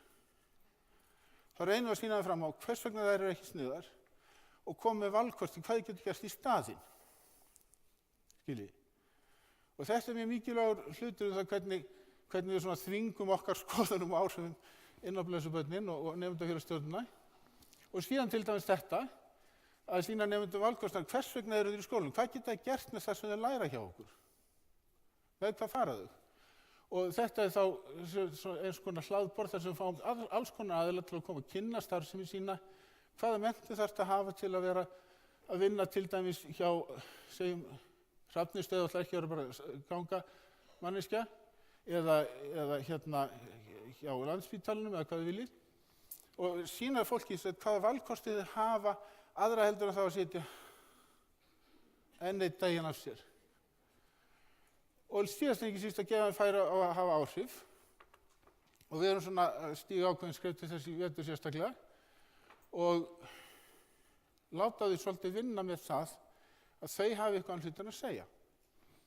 Þau koma til dæmis mjög mikið að því að skipuleggja þessum kvöldu Flensborgardaginn sem er afmælisdagur skólans, 1. október og þetta er svona úrvinnsluferlið í lok dagsins. Þá eru samræður á salum það sem það gerðist. Ég ætla að hlaupa hratt yfir þetta er svona dálítið sjálfgefið. Þetta eru svona 3 útgangspunktir, ég gæti haft á fleiri. En kannski síðast ekki síst er þessi hérna, að þetta er spurningum ákveðið viðhorf, þetta er spurningum ákveðið verklag. Þetta er spurningum það viðhorf, við getum breytt hlutunum, við viljum ekki hafa það svona. Og þetta er spurningum það hvaða aðferðum við beitum til að ná því fram. Og þær eru til eins og það séð í erindunum hérna í morgun, alveg í löngum bönum, við þurfum bara að koma þeim í gang og við þurfum að viðurkenna það að við getum breytt ýmsu í skólastarfinu. Og hérna kemur eitt dæmi það hvernig nemendur okkar hafa haft áhrif. Þetta er melur út í Suður Krýsuvík sem að, þetta myndin er 17 ára gömul. Þetta er sami melur svona tæpum áratug seinna. Þetta er svona annar melur eftir innan Krýsuvíkurskólan. Þetta er svona 16 ára mynd. Skiljið. Við getum haft áhrif, við getum breytt hlutunum, við þurfum bara að stíga skrefum til að gera það. Og svona rétt í blálokkin, tvær svona tilvitnanir sem ég ætla ekki að lesa upp. Þetta er Dalai Lama mætimaður og svo er þessi hérna úr afskaplega merkilegri bíómynd sem fjallar pandabirni. og ég auglýst þetta einhverju sem getur þýtt seinustu setninguna. Ég alveg í vandræðum með það. Lokapunkturinn þessi. Þetta snýst allt vegferðina. Þetta snýst ekki lokatakmarkið, þetta snýst það hvað við erum að gera, hvert við erum að fara. Og vegferðin okkar í þessum efnum er hann dálítið löng og við höldum ótrúlega áfram og við förum bara inn á nýjar slóðir eftir þessum höldum áfram. Og það er það sem er svo æðislegt og það að sjá svona fund samankominn árið 2018, við hefðum ekki órað fyrir því árið 2009 þegar við byrjuðum á þessu. Takk fyrir kærlega.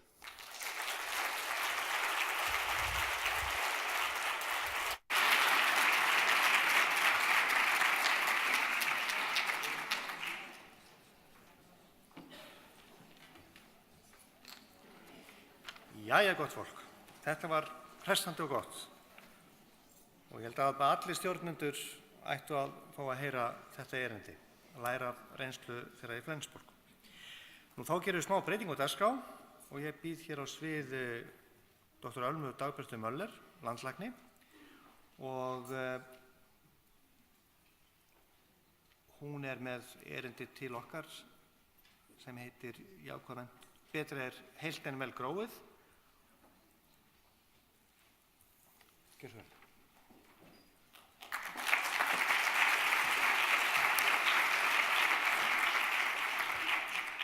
Takk fyrir fundarstjóri og kæru ráðstefnugestir. Ég ætla nú að byrja á því að þakka skipuleggjendum og fyrirlesurum fyrir frábæran morgun, það sem af er. Ég sjálf elska að læra bæði formlega, ég er ennþá nemandi í háskólanum og óformlega og ég er búin að læra mjög mikið, ennþá eins og þið kannski vitið, starfsmaður í þjálfun. En ráðherra nefndi í morgun að við viljum öll setja börn og ungmenni í fyrsta sæti og því er þetta efni alveg sérstaklega mikilvægt. Við erum að tala velferð barna og ungmenna og það er jú fjöregg okkar samfélags.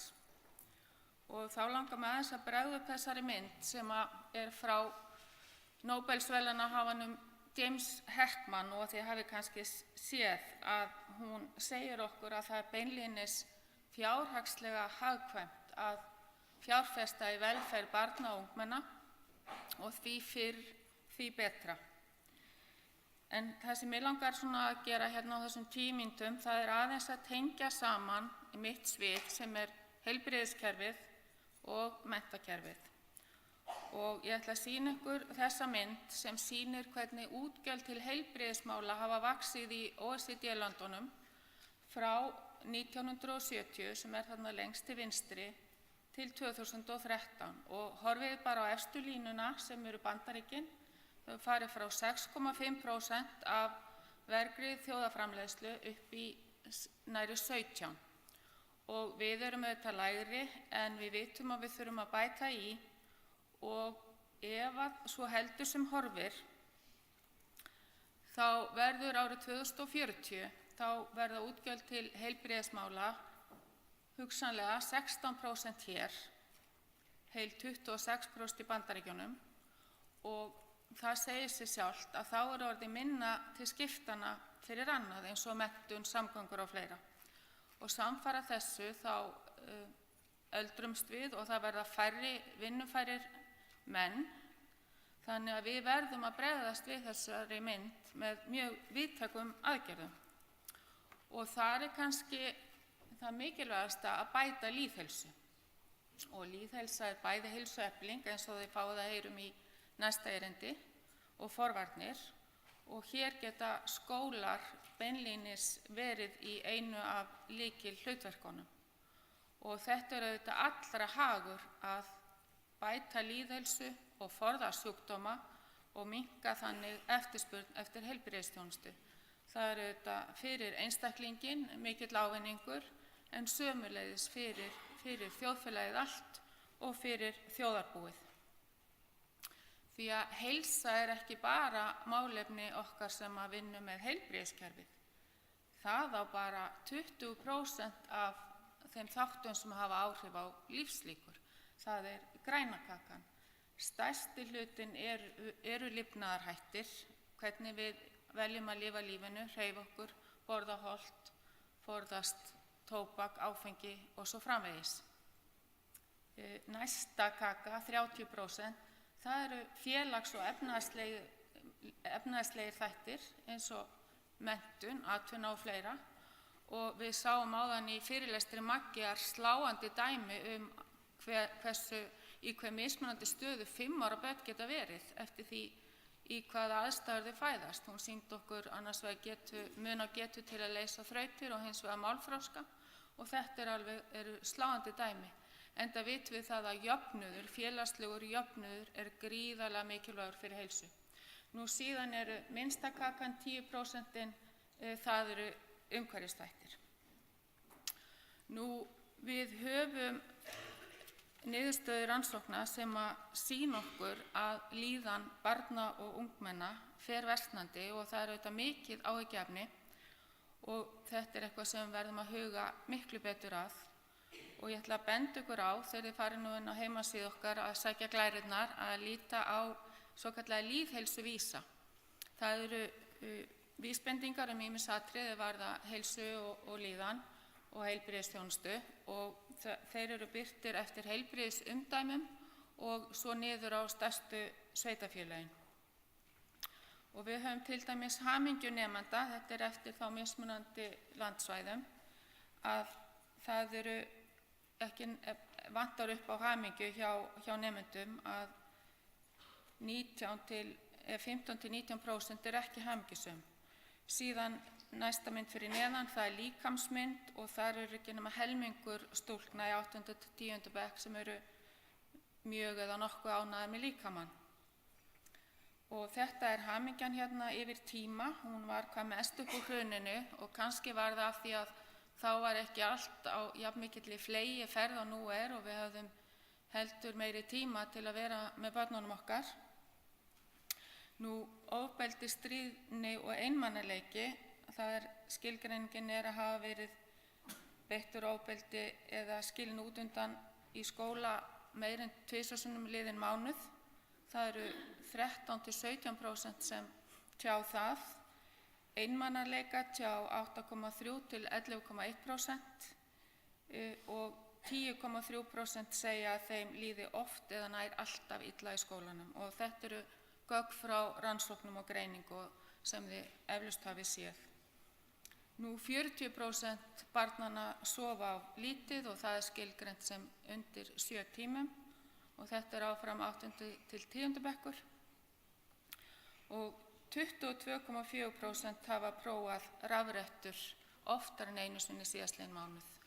Og þetta er allt sláandi tölur en þetta er nú það sem að snerti mig hvað mest. Þetta er lyfjanotkun 5–9 ára drengja og þá sjáum við að þetta eru 120 per 1000 sem að þannig 12% sem að fá ávísað tauga- og geðlyfjum og við sjáum samanburðinn við nágrannalöndin, hann er margfaldur og tölurnar fyrir stúlkur eru 6% og tölurnar fyrir 0–4 ára eru 2–3% og þegar ég byrjaði þessu starfi ég bara trúði ekki þessum tölum og er búin að þráspyrja og þær eru réttar. Nú, við getum skilgreint heilsu á margan hátt og gamla skilgreiningin talar bara fullkomna andlega og félagslega og líkamlega velíðan og ekki bara það að vera laus við sjúkdóma og við sjáum nú að það er kannski ekki raunhæf mynd og á afmælisráðstefnu Virk í vor þá var kona frá Hollandi sem vakti mikla athygli, hún heitir Magtheld Huber. Hún skilgreinir heilsu sem hæfnina til að aðlagast og hafa stjórn á aðstæðum. Og hún leggur til að styrkja þessa þætti þá sé unnið með hreyfingu, geðrækt, tilgang lífsins, lífsgæði, þátttöku í samfélaginu og daglegt líf. Og þessi nálgun finnst okkur í embættinu falla mjög vel að hugmyndafræði jákvæðrar menntunar eða menntunar til farsældar og heilsueflingar í skólum. Og það er auðvitað sérstaklega ánægjulegt að heilbrigði og velferð sé einn af grunnþáttum menntunar og auðvitað gríðarlega mikilvægt að vinna með þessa þætti.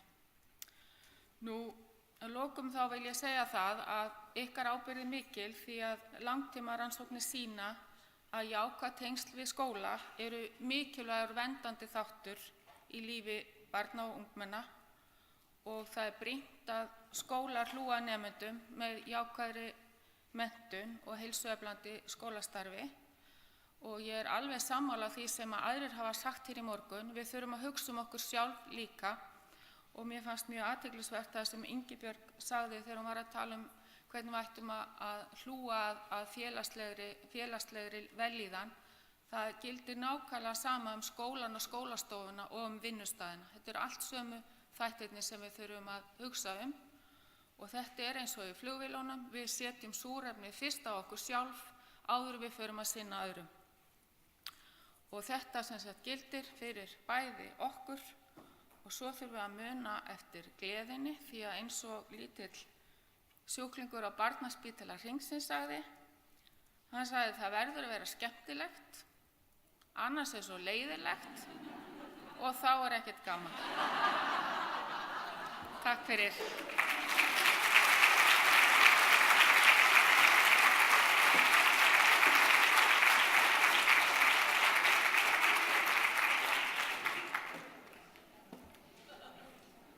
Takk kærlega fyrir þessi hressilegu skilaboð í lokin því að á undan voru náttúrulega tölur sem við öll höfum áhyggjur af.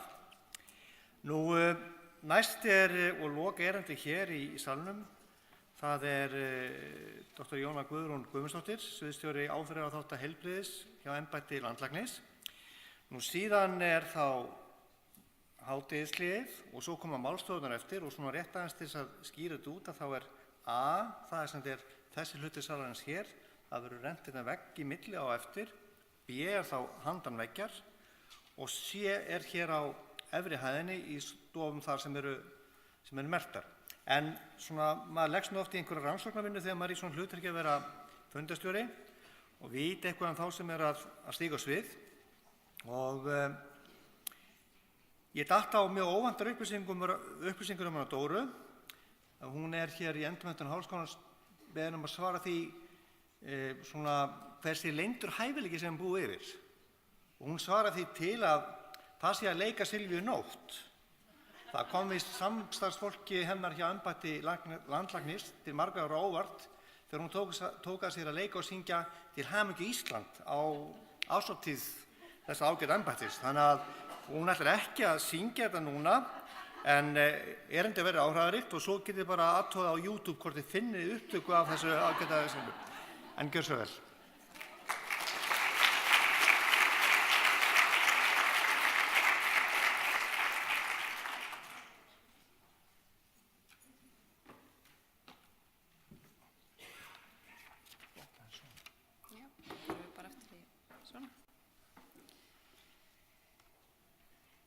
Já, þetta bara byrjaði á endanum, þannig að við bara byrjum aftur. Upphafið skannlindi skoða. Herðu bara takk kærlega meðan ég að þessu þá bara takk kærlega fyrir að vera með okkur og við náttúrulega erum svo vön forvörnum í embættinu. Við ætlum fyrst að láta dagskrána byrja kl. 9 og hafa hálftíma í hádegishlé, en þá svo hugsuðum við nú hvað gerist þá ef að fólk fyrir yfir, þá missum við af hádegishlíinu, þannig að við skulum bara byrja 8:30. Segja það sé klukkutími í hádegishlé, þá fáum við allavega hálftíma í hádegishlé. Þannig að þetta allt útpælt hjá okkur. Það sem að mig langaði að fara yfir var í rauninni að tengja þetta svolítið, þessa jákvæðu menntun og heilsueflandi skólana við stóra verkefni okkar eða nálgunna heilsueflandi samfélag veljan fyrir alla og í hverju því það felst. Ég ætla að fá svo í lokin verkefnastjórinn í heilsueflandi skólunum okkar til að koma upp og öllum rétt að segja hvað er framundan á hverju skólastigi.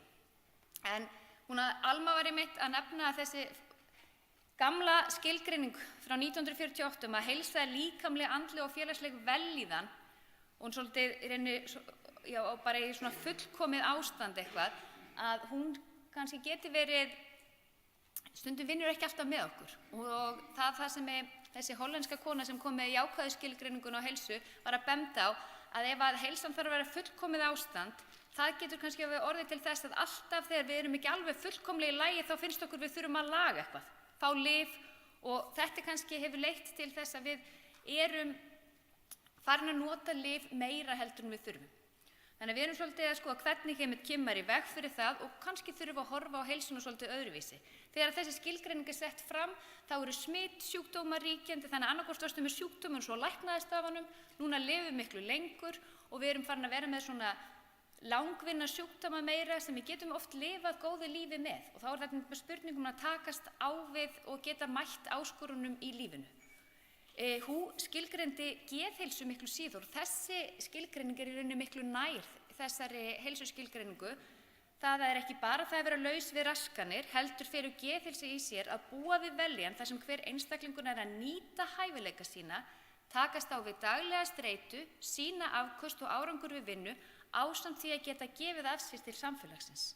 Og þetta er kannski svo hugmyndafræði sem að við viljum vinna með í heilsueflandi samfélagi, heilsueflandi skólunum, veljan fyrir alla, að þrátt fyrir að séu erfiðleikar í lífinu, jafnvel þó við séum að glíma við sjúkdóm, að þá getum við samt tekið þátt í samfélaginu og nýtt okkar styrkleika og hæfileika.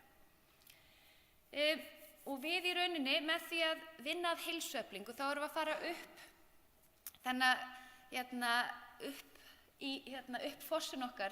Mér finnst þetta er ein af mínum uppáhaldsmyndum sem að sýna svolítið hversu mikilvægt það er að bíða ekki bara þangað til við erum orðin veik, það er betra að koma í veg fyrir sjúkdóminn heldur en að lækna hann þegar hann er kominn. Það er miklu betra fyrir okkur öll, það eykur velíðan og það sparar líka fjármuni. Og við í þessari nálgun okkar hjá embættinu þá erum við að vinna með alla, við erum ekki að taka út sérstaka hópa heldur í rauninni að vinna með heilsueflingu allra í skólasamfélaginu. Nemenda, alveg sama hvar þeir eru staddir og kennar og allra þeir sem eru að vinna í skólanum. Og þessi mynd líka sýnir okkur svolítið að hugmyndafræðin því að ef við náum að efla heilsu og líðan allra, að þá gagnist það öllum. Það er þá fleiri sem ná að blómstra og njóta sín og færri sem að glíma við raskanir. Ef við bíðum bara eftir að fólk verði veikt og kannski það sem við höfum verið að gera svolítið seinustu áratugina, þá erum við bara að horfa á seinasta þáttunina rauða og í rauninni þá eru alltaf fleiri og fleiri sem detta yfir, þessir sem eru svona það sem við köllum fölnandi, languishing, og þá í rauninni þrátt fyrir séum alltaf að meðhöndla, að þá eru í rauninni stærri hópur sem dettur yfir og þrátt fyrir miklar framfarir í meðhöndlun, að samt sem áður erum við ofta að sjá fleiri sem eru að glíma við raskanir. Hvað er heilsuefling? Það er kannski bara nauðsynlegt líka aðeins að fara yfir það. Heilsuefling er skilgreind árið 1986, ekki fyrr en þá, og það er í rauninni verið að minna markmist við þá þætti sem hafa áhrif á heilsu okkar og líðan. Og þetta er ferli sem gerir fólki kleift að hafa aukin áhrif á heilsu sína og í rauninni að gera þetta holla val eins auðvelt og hægt er. Þess vegna verður þetta líka, og alveg óháð aldri með kyn og félagslegri stöðu, þess vegna verður við líka að horfa á meira heldur en bara einstaklingin, því að það er svo margt í umhverfum sem hefur áhrif á það hvað við veljum. Hérna höfum við sett fram þessa áhrifaþætti heilsu og velíðanar og ef við myndum bara segja, þetta er bara þinni ábyrgð, hvað þú velur og horfum bara á einstaklingin, þá erum við að í rauninni að missa af svo mörgum þáttum sem við vitum að höfum áhrif, við verðum að gera okkur grein fyrir því hvaða er margt sem hefur áhrif á þetta einstaklingsval okkar og að þetta er spurningum það við ætlum að í rauninni hvernig samfélagi við viljum lifa og ef við viljum vilja í heilsueflandi samfélagi þá þurfum við að huga þessum þáttum. Þannig að við erum byrjuð að vinna með sveitarfélögum og nú eru 80% Íslendinga sem búa í heilsueflandi samfélagi. Það þýðir að bæjarsveitar eða borgarstjóri hefur skrifað undir samkomulag við Embætti Landlæknis að vinna markvisst af því að gera hollavalið auðvelt í því sveitarfélagi. Þannig að við erum að vinna með öllu æviskeiðinu, með alla aldurshópa og með heilsueflandi leikskóla, grunn- og framhaldsskóla ætlum að fara í aukna vinnu með vinnustaðina og líka heilsueflingu eldri borgara. Heimsmarkmiðin er nokkuð sem við líka verið að vinna. Við erum að vinna með verkefnastjórn ríkisstjórnarnum innleiðingu heimsmarkmiðana þegar við sjáum að í rauninni harmonerar þetta svo vel við það sem við erum að gera að við heilsan og eins og það sem Alma var að segja, hún ákvarðast ekki og eflist ekki bara innan heilbrigðiskerfisins. Það þurfa allir geirar samfélagsins í rauninni að gera sér grein fyrir að það sem að þeir ákvarðan sem eru teknar munu hafa áhrif á heilsu og líðan. Og þannig að það er mikilvægt að gera sér grein fyrir því og það er í rauninni til limit sem sýnir það að hver einasti þáttur þarna hefur áhrif og með því að vinna saman svona þverfaglegt þá náum við betri árangri.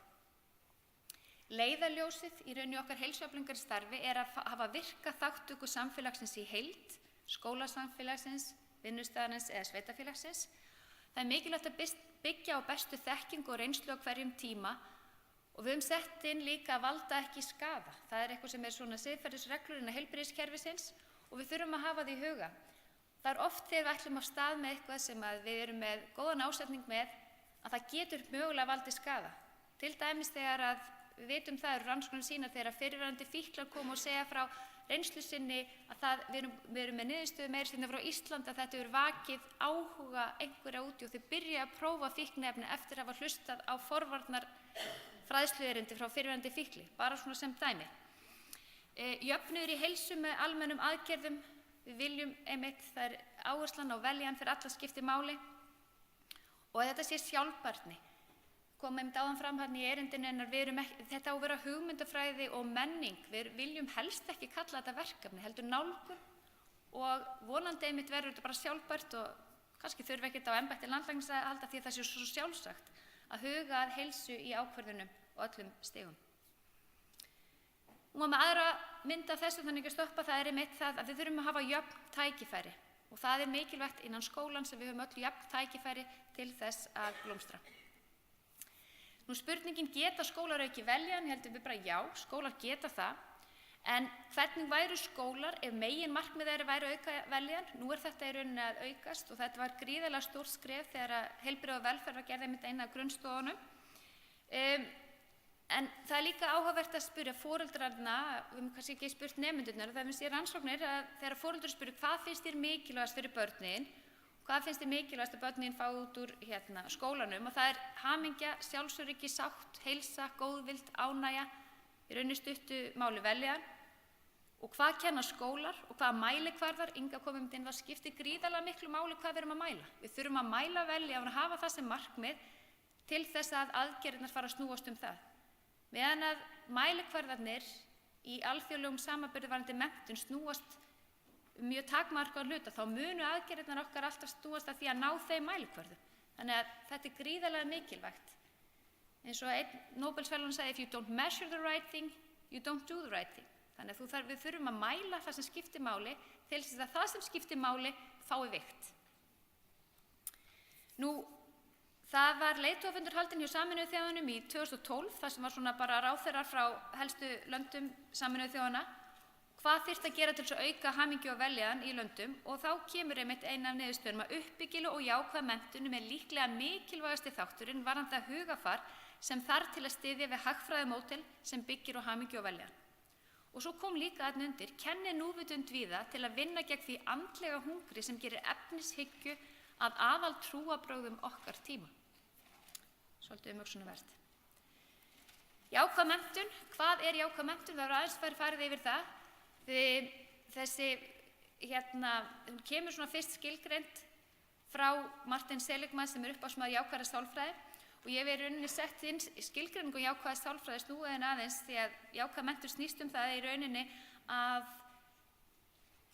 veljiðan sé hluti af og í rauninni sé þessi útkoma sem við séum að leitast eftir til þess í rauninni að ná öllum öðrum markmiðum í skólanum en við fórnum aldrei líðaninni. En það er þetta að hugsa það líka þannig að við horfum á nemendum með það fyrir augum að finna hvað hann er að gera rétt, hvað reynist honum vel og hvað gera hann enn betri, velta fyrir sig hvað einkennir vel starfhæfa nemenda sem nær á farsælan hátt að þroskast og takast á við á námi og uppbyggjandi hátt og reynir að útskýra þá staðreynd að þrátt fyrir erfiðleika geti meiri hluti nemenda haft tilgang með lífinu og lifa með reisn. Við viljum einmitt kenna nemendunum, við viljum að þau komi út með það verkfæri úr skólanum, að þau geti tekist á við lífið, að þau kunna takast á við mótlæti. Því eins og við vitum að þá getur bara lífið verið erfitt og þá er gott að hafa verkfæri og það kom okkur ekki ómikið á óvart. Og það er kannski svolítið umhugsunarvert þegar við erum að sjá þessar breytingar og líðan ungmenna í dag, að erum við, þetta er svona umhugsunarverti, erum við búin að vernda þau of mikið fyrir erfiðleikum? Erum við ekki búin að þjálfa þau nógu mikið að takast á við mótlæti og erfiðleika? Þetta er allavega eitthvað sem við erum að velta fyrir okkur, því að það verður mjög jákvætt hvað foreldrar taka miklu meiri þátt í lífi barnanna sinna í dag heldur en áður, en kannski þurfum við aðeins að skoða, höfum við gleymt að kenna þeim að takast á við mótlæti og pakka þeim inn í aðeins svo mikil bómul. Nú velti ég þessu svona aðeins hérna upp og við getum rætt þetta kannski frekar í hádeginu. Heildræn nálgun til að efla heilsu og vellíðan allra sem vinna í skólunum er þessi hugmyndafræði okkar, og í heilsueflandi skólum er hugað vel að andlegri, líkamlegri og félagslegri velferð, velja nemenda og starfsfólk í samvinnu við heimili og nærsamfélög. Skólar koma sér upp heildrænni og vel skipulagðri heilsueflingarstefnu þar sem horft er á allt skólasamfélagið í heild. Og eins og við hefur verið nefnt, það var gríðarlegur munur á samstarfi okkar. Við vorum búin að vinna með heilsueflingu með skólum áður en að heilbrigði og velferð var einn af grunnþáttunum, en það var gríðarlega mikill munur að fá þetta og fyrir skólan að vita að þetta er okkar viðfangsefni, ekki að heilbrigði og velferð sé hluti af því. Þannig að það er virkilega jákvætt og farsælt skref. Þá langum við að fá verkefnastjórana Jenny frá heilsueflandi leikskóla hérna upp og Ingibjörgu heilsueflandi grunnskóla og Sigurtínu heilsueflandi framhaldsskóla. Þannig að sjáið framan það er kannski rétt að fá það til þess að bara segja hvað er framundan. Finnur Jenny? Já, herðu, var ekki leikskólar spóla svo hratt fram. Ég er að hugsa um hádegismatinn. Herðu, við opnuðum fyrir skráningar 2016 og það eru 65 leikskólar búin að skrá sig. Þar eru yfir 5.200 börn og yfir 1.500 manns sem að starfa þar. Aðalatriði núna hjá okkur hefur kannski bara verið að hjálpa þeim í gang. Fólk taki sér tíma í undirbúningsvinnu, að það sé ekki stokkið of hratt af stað og eins að það sé huga svolítið vel að starfsfólkinu og það er svona áherslan okkar kannski núna. Já, við fórum að stað formlega haustið 2010, höfðum áður verið í samstarfi við Egilsstaðaskóla, Sigurbjörg er nú hérna í salnum held ég, og þá var svona opnað formlega fyrir þáttöku og í dag eru 92 grunnskólar skráðir. Allir þáttökuskólarnir eru komnir með aðgang að heilsueflandi og það sem við ætlum að vinna að í vetur er að virkja alla þannig að þeir séu að nýta þetta frábæra tæki sem heilsueflandi er. Við höfum líka verið að skoða mikið að reyna að fjölga þáttökuskólunum í heilsueflandi samfélögum. Við erum með töluvert af heilsueflandi samfélögum en það eru ekki allir skólar þar kannski þáttakendur í okkar nálgun. Þannig að það er svona eitt af því sem við höfum verið að skoða. Það er verið að plana eða skipuleggja námskeið fyrir kennara, hvernig kennum við lífsleikni. Nú er lífsleikni svona kannski formlega búið að setja aðeins til hliðar en við viljum hækka það eða að það fái aftur þennan sess og við erum í samstarfi við menntavísindasvið og Menntamálastofnun í að koma þessu á legg og þið bara fylgist með því þegar það verður auglýst. Síðan þurfum við að uppfæra handbókina, það er sýnishorn af henni hérna frammi og þeir skólar sem eru heilsueflandi, þeir eiga hana náttúrulega nú þegar, en við breyttum úr svona 3 punkta kvarða í 5 punkta kvarða og við þurfum að uppfæra það á heimasíðunni. Og eins leiðbeiningar og svo er upplýsingaveita sem hefur verið í þróun og vonandi komum við henni bara í lofti sem fyrst núna í haust fyrir öll skólastigin og samfélagin. Og ég er lestina hérna. Framhaldsskólarnir hófu nú þessa vinnu 2009 með Magnúsi og Flensborgarskóla eins og hefur komið fram. Og ég er svo heppin að ég tek við góðu búi því að allir framhaldsskólar landsins eru þáttakendur. Ég tók við bara núna í febrúar þannig að ég er svona að komast inn í þetta starf og elti svolítið Jenny og Ingibjörgu þar. En ég hef verið að vinna í því í sumar að koma öllum gátlistunum sem við höfðum unnið að, eða þau höfðu unnið að áður, yfir á þetta sama 5-punkta kerfi inn á Heilsueflandi, þessa gagnvirku síðu sem að unnið verður með og hlakka mikið til að geta sett það í loftið fyrir framhaldsskólana. Nú framundan svo að uppfæra vefsíðuna með verkfærakistunni og leiðbeiningunum sem að ég svolítið að horfa til starfra þeirra kollega minna saman með upplýsingaveituna og síðan settum við reyndar upp í öllum framhaldsskólum í vor smokkarsjálfsala sem hluti af eflingu varðandi kynheilbrigði og þar ætlum við að reyna svolítið að fylgja þeirri uppsetningu eftir og vera með smá vitundavakningu varðandi þetta. Síðan náttúrulega bara að kynnast starfi hver skóla fyrir sig. Ég bara hlakka til að kynnast ykkur betur og vinna með ykkur til frambúðar.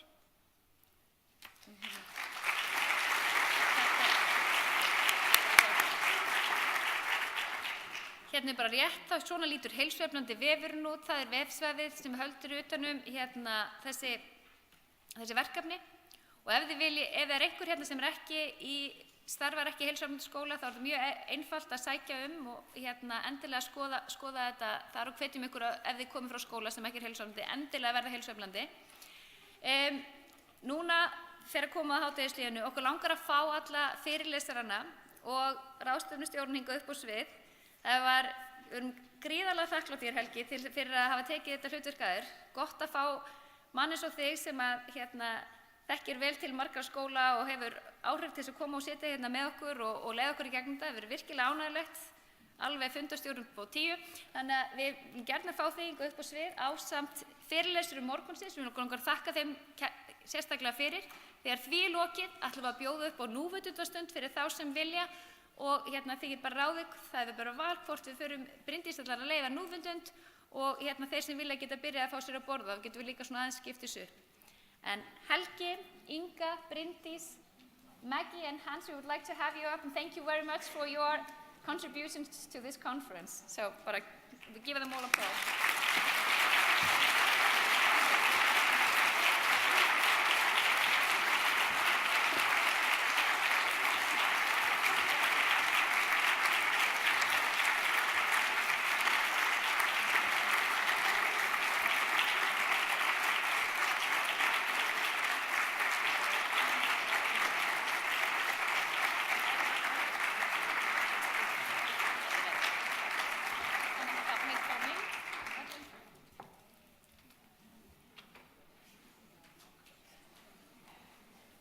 Bryndís var eftir. Já, Bryndís. Hún ætlar að leiða núvitundar hugleiðslu fyrir þá sem vilja. Þeir sem vilja fara að fá sér að borða, þeir bara læðast út. Verið samt ekkert hrætt, þetta eru bara 5 mínútur sko. En ég veit eru svöng, þannig að við leyfum þeim að fara fram sem vilja vera sinna þeim þörfum og aðri geta þá setið aðeins lengur og tökum svona 5 mínútur í smá hugleiðslu.